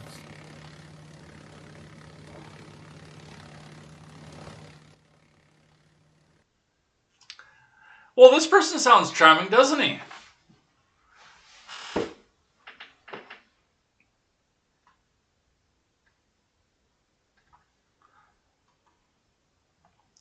From 11 News CBS out of Colorado Springs, FBI high school teacher arrested for distributing child porn. Students call it disgusting. Well, it's because it is. Authorities are investigating a teacher in Hawaii who's been charged with distributing child porn. FBI agents arrested Alden Bunang on Wednesday at Oahu High School, where he taught summer school. Authorities say he distributed child porn through an app called Telegram on his phone. Former students said Bunag acted more like a friend than a teacher. It's absolutely disgusting, said Seth Doherty, Bunag's former student. I wouldn't put it past him just because he was an odd guy. According to court documents, Bunag exchanged nearly 3,400 messages with Philadelphia private school teacher who was arrested last October. In the chats, Bunag claimed to have sex with the victim during his lunch break. Investigators said Bunag sent a video of himself having sex with a 13-year-old boy. He was definitely very friendly with all the kids, especially the male students, said Maya Yamauchi, another former student. According to Bunag's social media page, he worked at Pearl City High School and showed many of his senior portraits he took, some posted as recently as last week. Yamauchi said Bunag would offer to take senior portraits for students free of charge. The FBI said Bunag not only ran a photography business, but worked in multiple schools and taught dance classes. I did see the students who he had rubbed the backs of and be way too friendly with. I stayed away from him, Doherty said. Criminal defense attorney Victor Baki said many people who are attracted to children or suffer from pedophilia seek out job positions or employment where they're around children.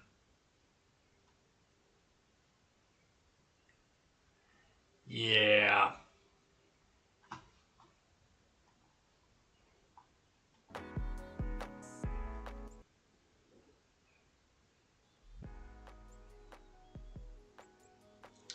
See, the problem with this, of course, is the fact that you see something like this, and not only is it banging a student, but it's banging a 13-year-old student. 13.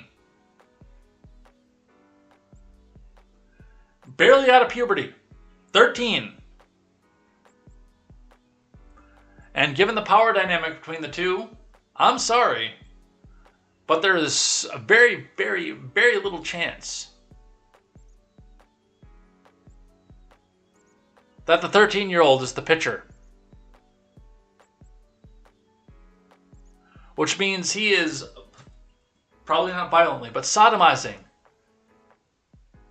a barely out of puberty boy in the butt.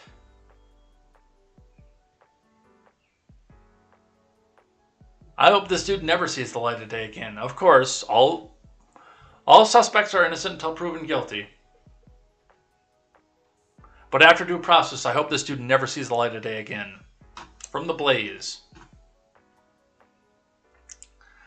Some more stupid child stuff from the other side of the world.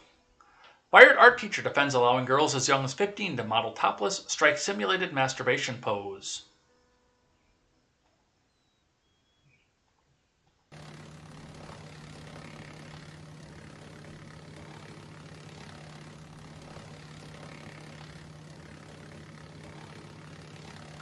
A British high school art teacher was fired after allowing female students to pose topless for an art project. However, the teacher has defended her actions and said the class was done in the name of art. Emma Wright, 41, had been working as an art teacher at Huxlow Science College in Northamptonshire, England since 2004. In 2017, she permitted a lewd photo shoot to happen in her classroom. A probe was launched in December of 2017 after her school's head of design was discovered one student's art portfolio containing the topless photos. The investigation found that Wright had invited a photographer who specialized in suggested poses to speak to her students. During the session, the schoolgirls, some as young as 15, reportedly disrobed. The pictures show teenage girls posing only in their underwear while holding cigarettes and booze containers with their hands, bottles, or cans covering the otherwise naked breasts, the Sun reported. The investigation determined that there were photos of teens posing with their hands inside their underwear or in a pose which simulated masturbation. The Teaching Regulation Agency ruled that the highly inappropriate class had not been in the interest of safeguarding students. While the panel was satisfied there was a low risk of repetition, it did not find that Mrs. Wright had fully reflected on the safeguarding implications of allowing pupils to take photographs of themselves or others in a state of undress, said Ellen Merrick, chief executive of the Teaching Regulation Agency.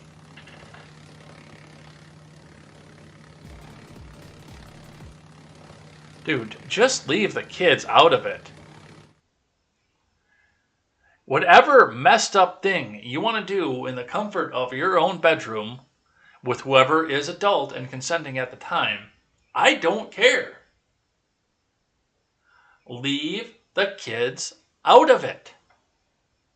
For God's sake.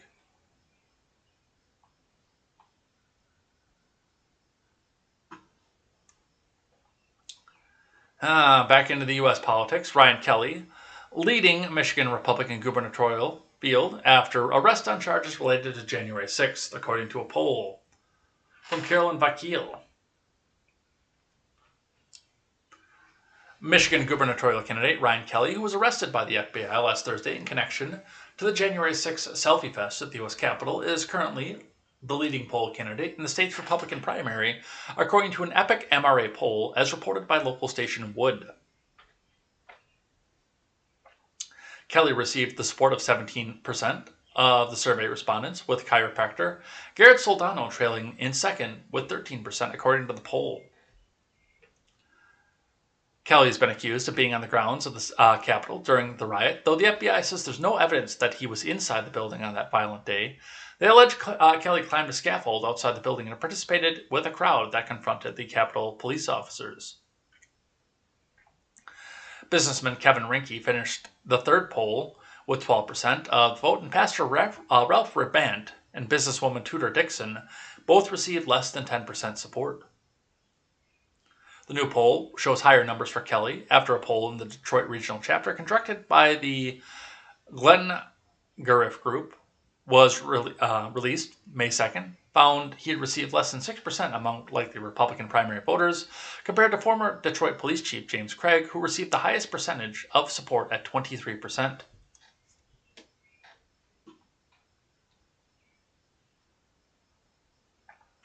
And a lot of this is, especially with people who believe that something happened on January 20th, in election 2020, even though nothing bad happened. It was the freest and fairest election in history. More votes than even Barack Obama. 81 million votes, 10 scoops of ice cream. Freest and fairest election ever. The people who believe this know that with Kelly being on the ground, they believe that Kelly is on their side. That he wants to get the corruption, the Whitmer types, out of office just as much as they want her out of office themselves. And he wants to go down the legal rights to do so. And now, of course, because there's such big news about this, because the FBI is high-profiling this, which I think might have actually been a ploy to get rid of James Craig, who might have beaten Gretchen Whitmer. Now they can run the campaign ads of, your gubernatorial candidate was at the selfie fest. They gave him all this free advertising, and I think they did it to screw over James Craig.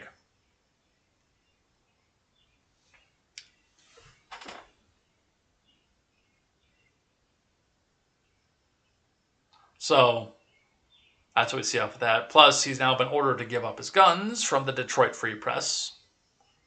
A division of the USA Today, judge orders GOP candidate Ryan Kelly to surrender his guns over his objections. From Paul Egan. You know, red flag and such. Republican candidate for Governor Ryan Kelly will have to surrender his guns while awaiting trial on misdemeanor charges related to the U.S. Capitol Selfie Fest, a federal judge ruled on Thursday. Magistrate Judge Robin Merriweather made the ruling over objections from Kelly's attorney that Kelly needs to carry concealed weapons for self-defense during campaign appearances around the state.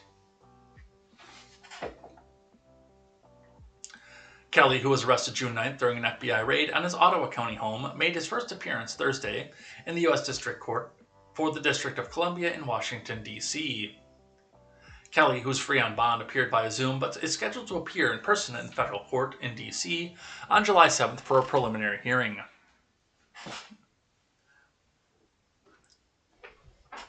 Kelly, who according to the new Free Press poll is the current frontrunner among 5 Republican candidates for governor, is charged with entering or remaining in a restricted building or grounds without lawful authority, disorderly or disruptive conduct, knowingly engaging in an act of physical violence against person or property, or willfully injuring property according to a criminal complaint.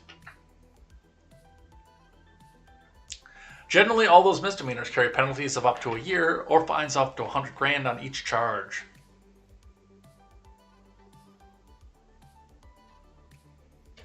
Gary Springstead, a Fremont, Michigan lawyer and former FBI agent representing Kelly, asked Meriwether to make an exception for Kelly to the firearm ban, which has been a standard condition for release for about 800 people charged in connection with the Selfie Fest on January 6th. Kelly is a bit of a high-profile candidate in Michigan, but his campaign also has no paid security, Springstead said. Kelly has a concealed pistol license, and he asked that he be permitted to carry his firearm for his own self-defense during the campaign. Assistant U.S. Attorney Frederick Yeti objected to making the exception for Kelly, and the judge agreed.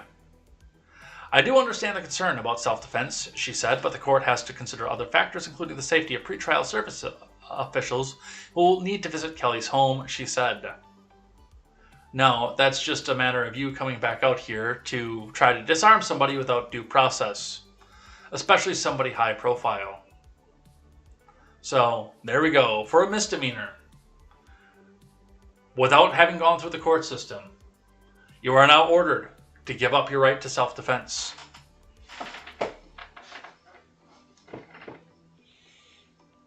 On the supply chain front, formula production at Abbott's Michigan plant delayed again after flooding from severe storms. Honkety honk honk honk honk honk, and now the FDA has to go in and clean it all back up and recertify it once again because there's so much bacteria in all this floodwater. From Jamie Gumbrecht. Abbott has stopped production of EleCare formula in its Sturgis, Michigan plant after severe storms led to flooding inside the plant, the company said, probably delaying the production of new formula for a few weeks. Production had restarted less than 2 weeks ago following a months-long closure that helped drive a nationwide shortage formula. Severe storms and heavy rains came through southwest Michigan on Monday, resulting in high winds, hail, power outages, and flood damage throughout the area, Abbott said in his statement on Wednesday night. These torrential storms produced significant rainfall in a short period of time, overwhelming the city's stormwater system in Sturgis and resulting in floodings in part of the city, including areas of our plant. As a result, Abbott has stopped production of its EleCare specialty formula that was underway to assess damage caused by the storm and clean and resanitize the plant. We have informed the FDA and will conduct comprehensive testing in conjunction with the independent third party to ensure the plant is safe to resume production. This will likely delay production and distribution for a few more weeks. There you go. Another interruption to the supply chain for baby formula. In addition to the cows dropping dead and the pizza plant in Wisconsin catching on fire, now the formula plant is shut down again. Oh, better go and have the Air Force do a photo op and bring some more back over.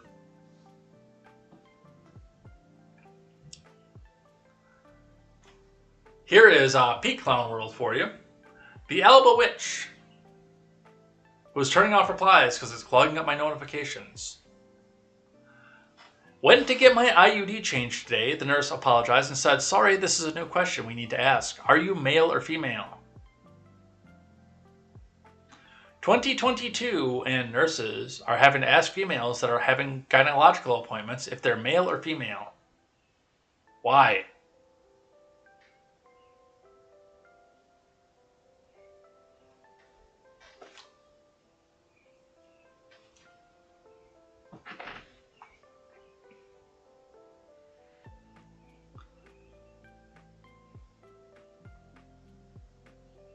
This actually goes right on the same line, so we're going to move this one up here. Man 66 says he was barred from donating blood after refusing to answer if he was pregnant. From Greg Wilson.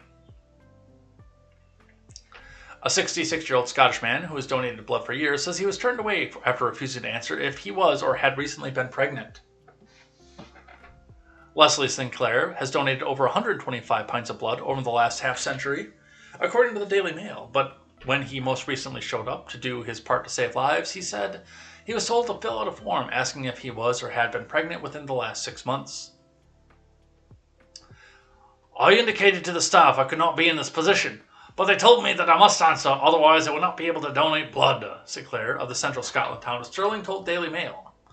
I told them I was good, that it was stupid, and if I had to leave, I would not come back, and that was it. I got on my bike and left.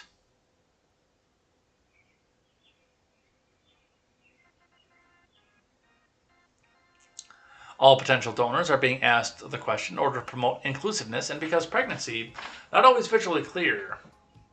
The Mail reported the UK's National Health Service is trying to encourage blood donation amid a shortage, and the Scottish National Blood Transfusion Service recently mounted a campaign to recruit 16,000 new donors.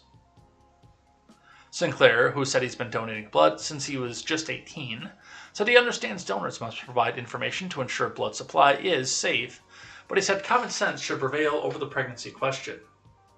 Yeah, I'm not going to lie, I'm probably in the same boat as him, and if I was going to donate blood, I would probably not do it through a firm that didn't know that a man cannot become pregnant.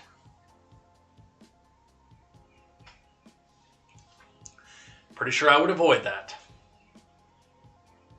Another one from the Daily Wire, just because we had to move around here. Disney changes plan to move staff from California to Florida amid battle with Ron DeSantis. Kind of curious to what the change in the plan is. I have an idea what the plan might have been, but I don't know what the change is. From Ben Ziesloft.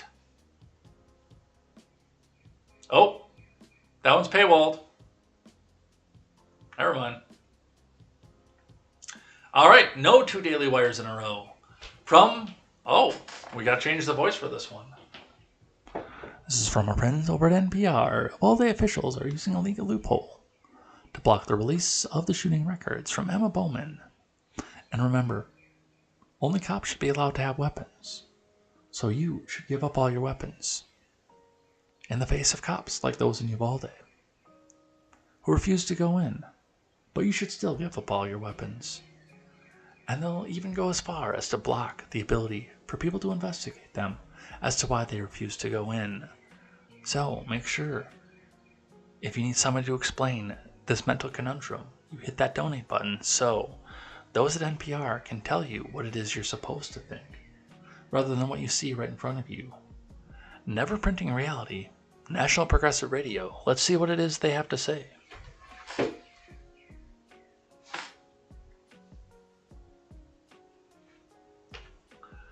Uvalde city officials are using a legal loophole and several other broad exemptions in Texas to prevent the release of police records related to last month's mass shooting that left 19 children and 2 teachers dead, according to a letter obtained by NPR in response to public information requests filed by member station Texas Public Radio. Since the May 24th shooting at Robb Elementary School, law enforcement officials have provided little and conflicting information amid public mounting pressure for transparency. The Texas Department of Public Safety, which is leading the state investigation. That's weird. So my restream just kicked me out. Told me to log back in. Let's go figure that out.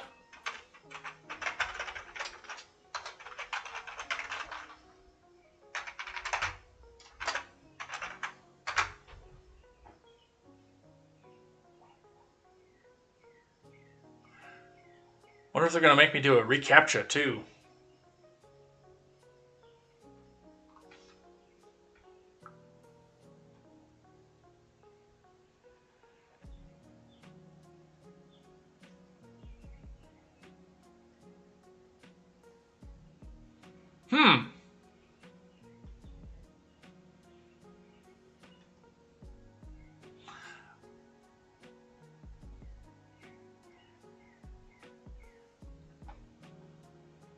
I wonder if there's a problem on Restream's side.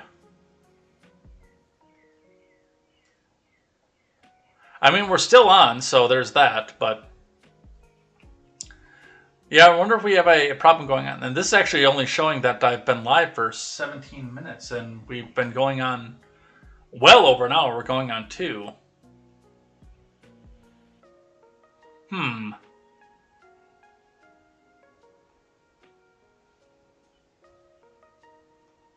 Because my big thing with the restream chat is I want it to be there because I can go see your chat from. I've got monitors on all 3 of the major platforms right now, but the robot's got to be up in order for you guys to cross talk with each other across platforms.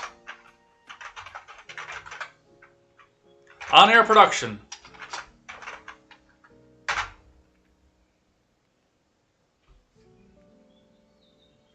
Yeah, this might be down.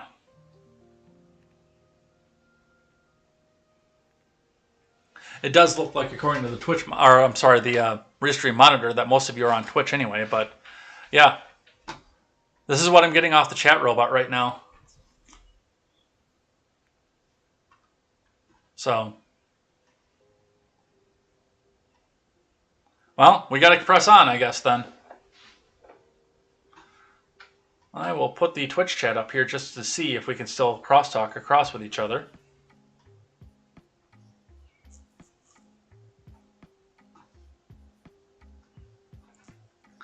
All right. The city of Uvalde has hired a private law firm to make its case, which cited the dead suspect loophole to deny the release of information because the gunman died in police custody. The legal exception bars the public disclosure of information pertaining to crimes in which no one has been convicted. The Texas AG's office has ruled the exception applies when a suspect is dead. I don't know if that works, though, because he didn't die in police custody, remember? The off-duty was the one that got him. The maneuver has been used repeatedly by Texas law enforcement agencies to claim they're not required to turn over the requested information because a criminal case is still pending, even though the suspect is dead. The loophole was established in the 90s to protect people who were wrongfully accused, or those cases were dismissed, said Kelly Shannon, the executive director of the Freedom of Information Foundation of Texas. It is meant to protect the innocent, Shannon said, but in some cases it's being used and misused in a way that it was never intended. Yeah, I think they're just trying to get out of putting this back out here. And we do have the letter. It's about a 10-page letter that was sent out to them, citing statutes and codes.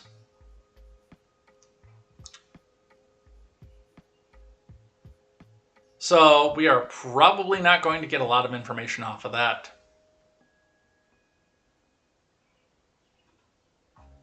Did the Twitch switch, or what have I been missing?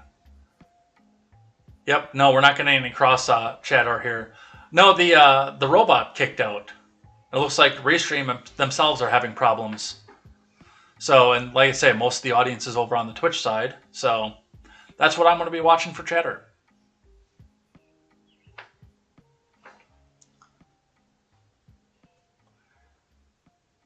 Here's a based one for you from WHO Des Moines, NBC 13. Iowa Supreme Court, abortion not fundamental right in state. From David Pitt. Iowa Supreme Court on Friday cleared the way for lawmakers to severely limit or ban abortions in the state, reversing a decision by the court just 4 years ago that guaranteed the right to abortion under Iowa Constitution. The court, now composed almost entirely of Republican appointees, concluded that a less conservative court wrongly decided abortion is among the fundamental privacy rights guaranteed by the Iowa Constitution and federal law. Friday's ruling comes amid expectations that the U.S. Supreme Court will overturn the landmark Roe v. Wade that legalized abortion nationwide. If that happens, Iowa lawmakers could ban abortion without completing the lengthy process of amending the state's constitution. The Iowa decision stemmed from a lawsuit filed by abortion providers who challenged the 2020 law that required a 24-hour waiting period before a woman can get an abortion. The judge who struck down the law cited the state's high court's 2018 ruling. The judge also concluded that the law violates the rules prohibiting the passage of bills with more than one subject. The state Supreme Court action means those seeking an abortion must abide by the 24-hour waiting period, which means returning to the clinic for a second time, an obstacle that opponents could place abortion out of reach for some.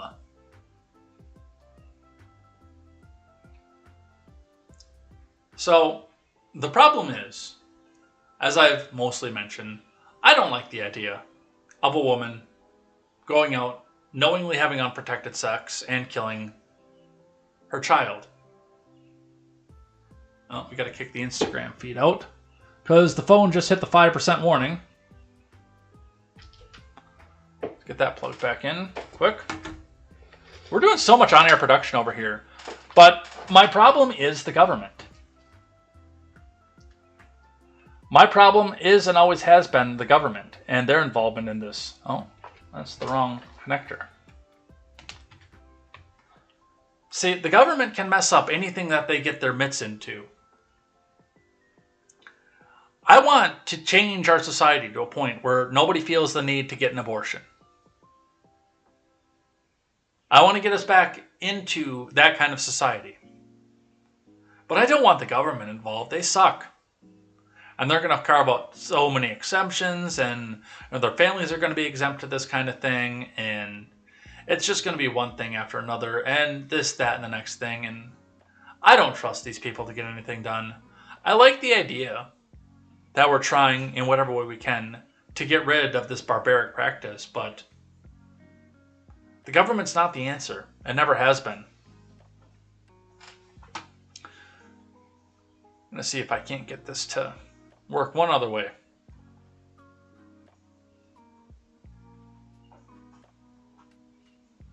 All right, what else do we have?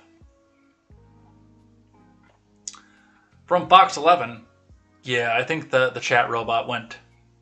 Because now I just get spinning wheel of death off of it.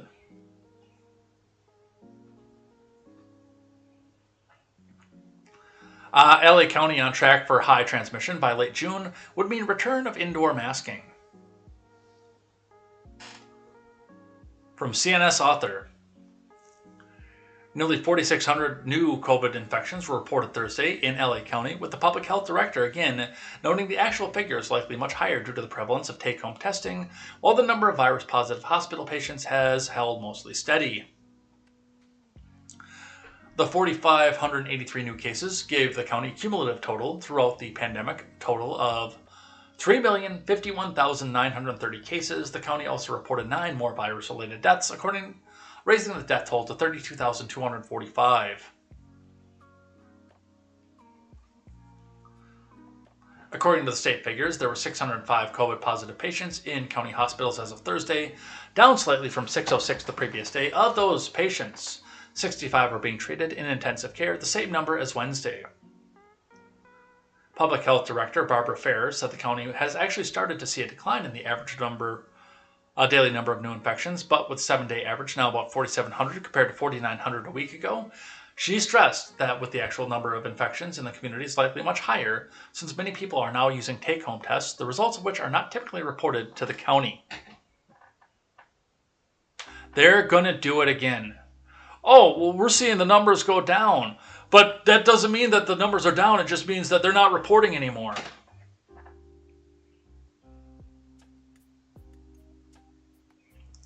They're getting ready to do this again. They're getting ready to honk. And honk and honk and honk on midterm 2022. They want you to be terrified. They don't want you to go outside. They definitely don't want you to go to the ballot box to vote. Do you hate grandma?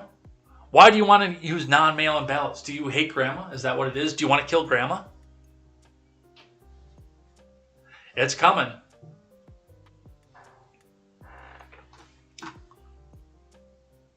Let's grab another one from our friends over at NPR. We're almost done here, folks. This comes to NPR from the Dissociated Press, but NPR still needed to purchase from the Dissociated Press, so make sure that you hit that donate button because they need our money, comrade, to tell you that union is the only way to work. The only way to work is to give massive donations to the DNC, especially if you are in an Apple store. So make sure you hit that donate button. Ever Printing Reality, National Progressive Radio. Let's see what they have to say.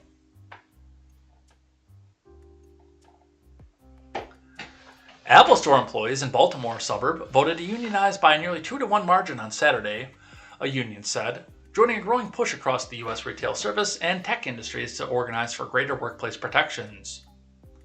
The Apple retail workers in Towson, Maryland voted 65 to 33 to seek entry into the International Association of Machinists and Aerospace Workers. The union's announcement said the vote could not immediately be confirmed with the National Labor Relations Board, which would have to certify the outcome. An NLRB spokesperson referred to initial queries about the vote to the board's regional office, which was closed late on Saturday. Apple declined to comment on Saturday's development. The company spokesperson Josh Lipton told the Associated Press by phone, as they're quietly trying to work to shut this particular Apple store down. Union organizing in a variety of fields has gained momentum recently after decades of decline in U.S. union membership. Organizers have worked to establish unions at companies including Amazon, Starbucks, outdoor retailers, REI, and Google parent company Alphabet. The International Association of Machinists and Aerospace Workers and the Apple employees who wanted to join said they sent Apple CEO Tim Cook notice last month that they were seeking to organize. The statement said their driving motivation was to seek rights we do not currently have. It added that the workers had recently organized in the Coalition of Organized Retail Employees, or CORE. Man, am I glad I stopped by an Apple.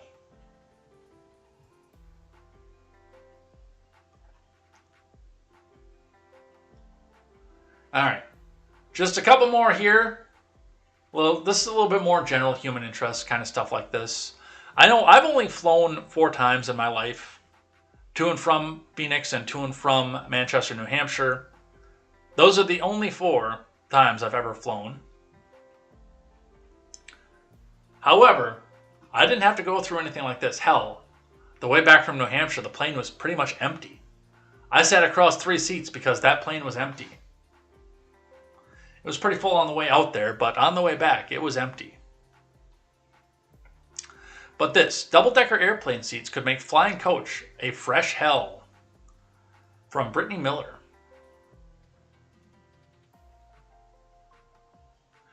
Delays, canceled flights, and being stuck in the middle seat may no longer be the people's biggest air travel concerns.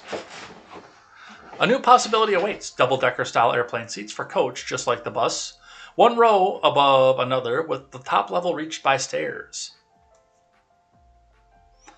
Fresh hell just dropped, tweeted author Amber Sparks in response to a CNN article about the design.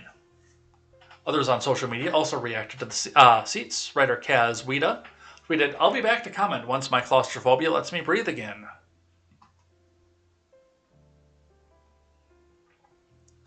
The prototype at this year's Aircraft Interiors Expo in Hamburg, Germany, showcases a lack of overhead luggage storage in favor of an area between the 2 rows of seats. The designer, Alejandro Núñez Vicente, argued that travelers already have to crouch with the way current economy seats are designed. Those seated in the bottom row do have the ability to stretch out their legs because there aren't seats directly in front of them. However, the issue with this row is that could make some travelers feel more claustrophobic than a middle seat does now. Some Reddit users are horrified with the idea, as one commented, "Break both your knees at the same time when you hit turbulence. It used to be that you would just die. With this, you die while being crushed," another Reddit user wrote. Another comment mentioned that being farted on, so die while being crushed and farted on. Imagine not dying at first. You have to smell it, your last smell. There are worse ways to die, but there are also better ways too.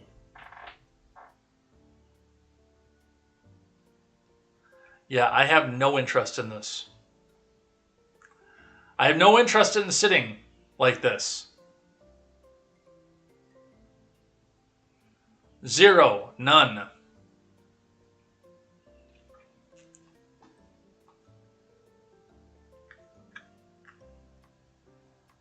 I'm sure most of you don't either.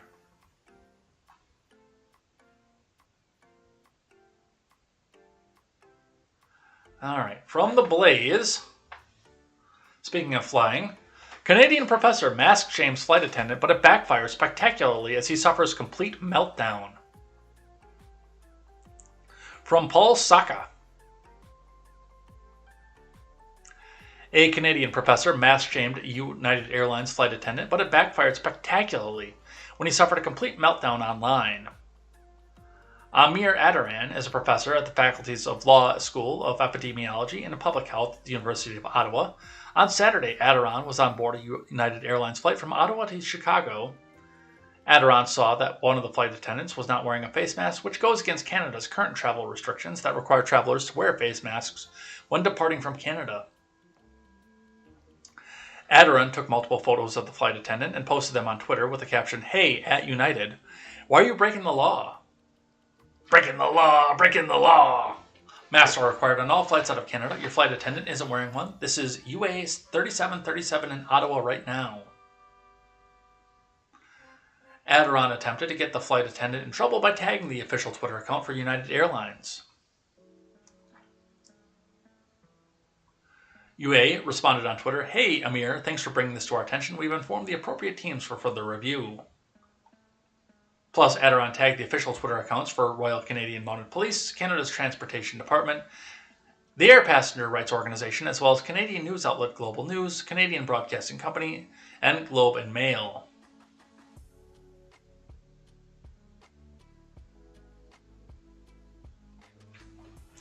Adiron spoke with the flight attendant after he mass-shamed her on his Twitter account. In Chicago now, had a friendly chat with the flight attendant and found out she is blameless because United misinforms its crew, Adiron tweeted. "What the F, United? Look here. On flights leaving Canada, masks are mandatory the entire travel journey. Follow the law." The Canadian professor then called for United Airlines to be banned from operating in Canada because of the mask infraction. United should be forbidden flying to Canada immediately. Our country, our rules, Adiron wrote in a post that tagged Omar Al-Gabra, Canada's Minister of Transport. Even the supervisor I talked with in Chicago didn't understand the Canadian rules applying to flights departing Canada. Adiron then lashed out at Americans. "Don't like Canada's laws? Then keep your American companies in your own country. Our country, our rules. That's why your COVID death rate's triple ours, assholes." Oh man, I didn't see all this. I saw the original one off of this. He added, Canada is not the US, you fuckers." The professor then called Republicans a death cult and seethed. "See, Americans, you get crazy mad about COVID safety and attack science, and then you die. You drink the GOP Kool-Aid, and it's mass suicide, basically. We in Canada did a lot better. So when you pout and cry over our rules, it's kind of cute. Ratio that, motherfuckers." Oh, and if you Republican reptiles dislike Canada's COVID safety laws, you'd totally hate our gun safety laws. If you're not already shot and dead, he feverishly ranted, because Yankees murder their own far more than Canadians. Even kids, it's awful. I'm so glad I emigrated from California to Canada. For hours, Adiron raged on Twitter as he battled anyone who criticized him for trying to mask shame the flight attendant. Adiron even blustered about the former President Trump's sex life and genitalia.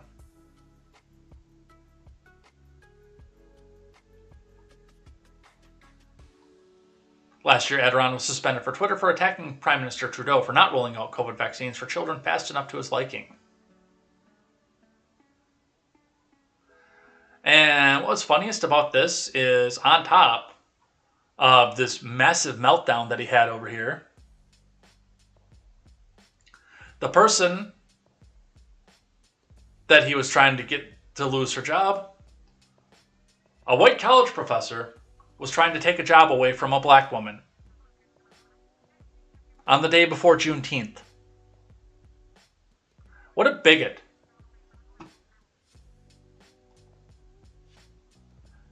And I mean, this is a massive, massive thread.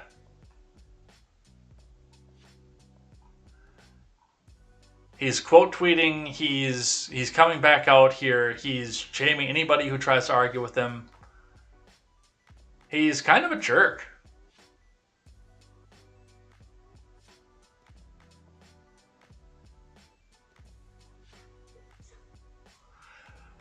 Johnny Micro says, "You're the type of fella to remind the teacher she forgot to assign homework." And then blocked. I don't know how I didn't get blocked by this prick. Because I called him on his crap.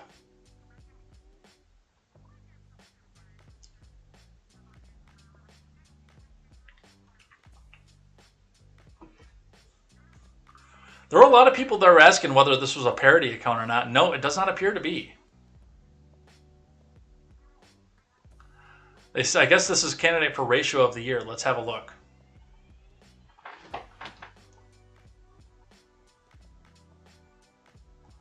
let's see, 753 likes, 13.7 thousand comments, and 2848 retweets, which includes 169 of them are regular retweets, and 2,679 are quote tweets.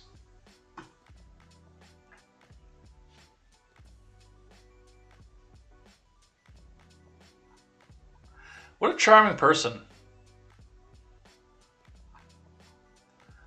By the way, that is at Professor Amir Adaran, if you guys want to go back and join the fun. All right, and the last one, this is hard drive. This is the Babylon Bee of tech and online publications. But I thought this was kind of funny, and I thought you guys would think this was kind of funny too.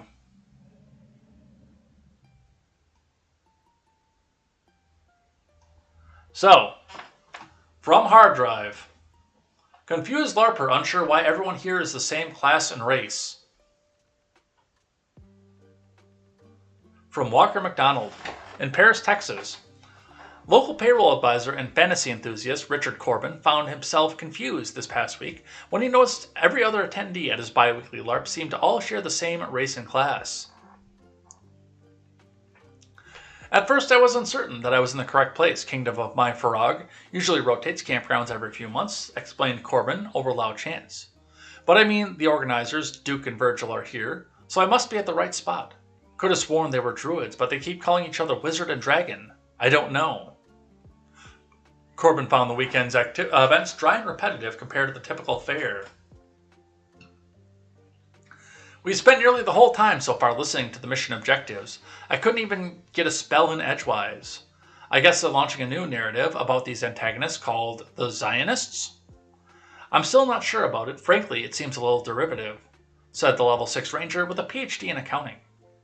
Not to mention everyone's changed up their class to be some weird version of a sorcerer. Don't they realize how stale and boring that's going to be? Like, come on, guys. Not everyone gets to be a ghost with a fire staff. He also noted that participants seemed more emphatic than usual about their roles. I can't quite put my finger on it, but these guys seem to think that they're really doing this stuff. Like, I mean, really doing it. Don't get me wrong, it's great to immerse yourself and swing some boffers after the work week, said Corbin from the parking lot, but these guys are acting like what they're doing and saying really matters in a significant way. They aren't just a bunch of guys yelling in a field. It's kind of funny. In the end, Corbin has decided to reassess his most cherished hobby as a result of his experience, claiming the magic had worn off. Besides, I've been going to this new game every other weekend, he added. It's the school dystopian Holy War style thing. They call it Proud Boys, but I think that's just a tentative title.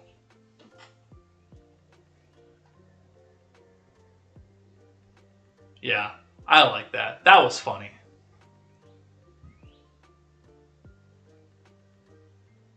All right, and with that, we are done with the news and the comedy.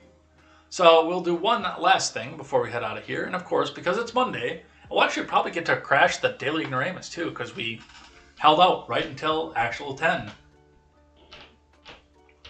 But as we always do at the end of the program, is we go through and check out the Ferengi rules of acquisition. I'm going to see if I can't get the chat coming back up one more time before we do this.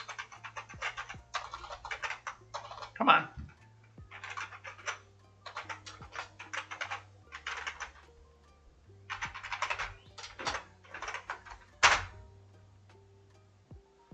Oh, now it's working. Now it makes me do the captcha. Select all photos with boats.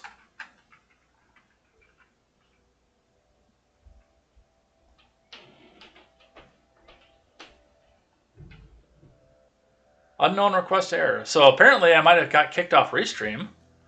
I don't know. We're still going though, so. We'll finish this out and then I'll refresh the page and probably be kicked out of it. But the last thing we always do on a Monday is we check in, because I am the ultra capitalist, on the Ferengi rules of acquisition, check out what they meant in the episode, and check out what they can mean in our real lives. Because even though it was supposed to be a parody of capitalism from the mouth of one Gene Roddenberry who hated capitalism, we can still use this, and he still had some truth into some of his stuff here. Some of it's just funny, but some of it is truth. So we will see what happens with that. Where were we?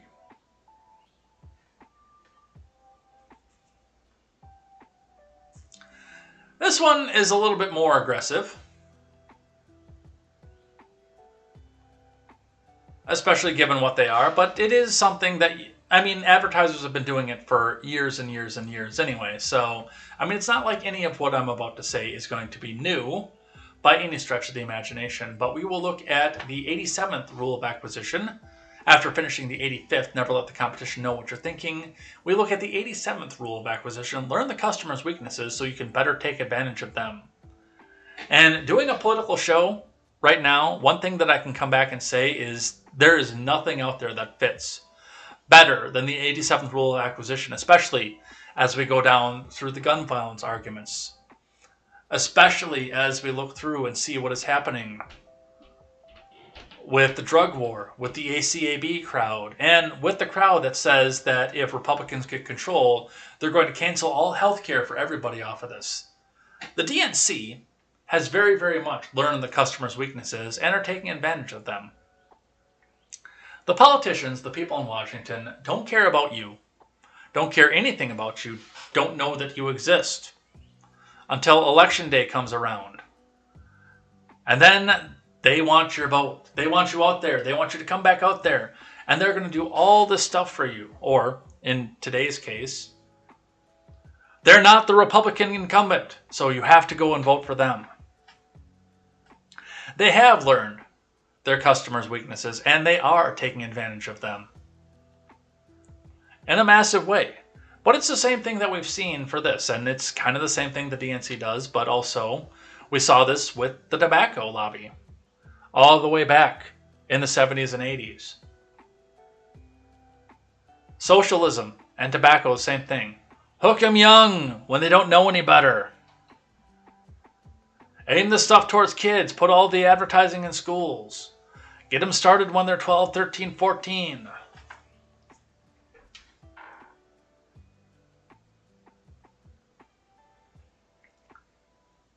There are kids out there right now, people my age, who don't believe they can ever stand up on their own.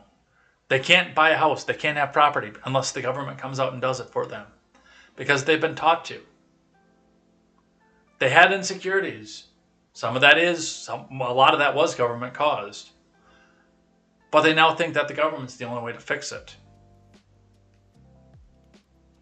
The government has learned their weakness. These people just want everything done for them. And then they go out and tell them, hey, yes, we're going to do everything for you. Just vote for us. It'll all be fine. Forget everything else you know. Forget everything else you figured out. It's a crap way to do business, but that's part of what comes in advertising. It's the same reason that you see a pair of boobs on every billboard. Sex sells. Men see boobs, they get excited. They want to go empty their wallets. Or at least they're paying attention to the product. It's a way to make effective advertising. It's a great way to make money. And in the case of the DNC, as above mentioned, it's also a way to keep into power no matter how badly you've done. Because the people's weaknesses are, we might die if we don't do this, or that, or the next thing. So, the 87th rule of acquisition. Learn the customer's weakness so you can better take advantage of them. And that is exactly what we do in free markets in this country right now. Whether for the better or for the worst, it's what we do. And that's what we're going to head out of here with for today. Still no login. Unknown request error. Well, I guess we'll figure that out as we go. Let's head out of here for the day.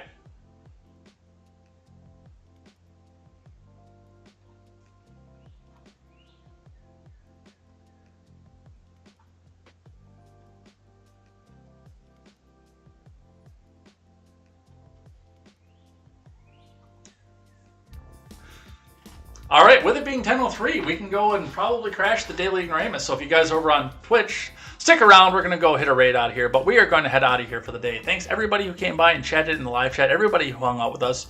Even though we had a little bit of technical issues off of this for the day, we're still here, we're still going, and we will continue to go somehow. I will figure out what's going on with Restream, see if I got suspended from Restream, because that would be a crappy situation, but watch for ideas, watch for notifications. We might have to go back and use StreamYard for a little while because of Restream. And, well, they've got the Ukrainian flag on them, so they might actually be taking advantage of us. But we will see what happens with that. We are going to head out of here for the day. Thanks, everybody who came by, chatted, stuck around, stuck with. We finished the stack. We're starting with a fresh slate tomorrow, so come back and join us for that tomorrow morning. Game stream tonight. Probably around 5:30. Watch the Twitter for updates on that. Happy Juneteenth. I know that all of you are so excited to celebrate this new federal holiday and the fact that you can't go to the bank today. But with that, we're out of here. Thank you so much. We will see you next time over here on Contemporary or tonight for the game stream. And until then, I'm Jay Edgar, and this is Contemporary. Take care.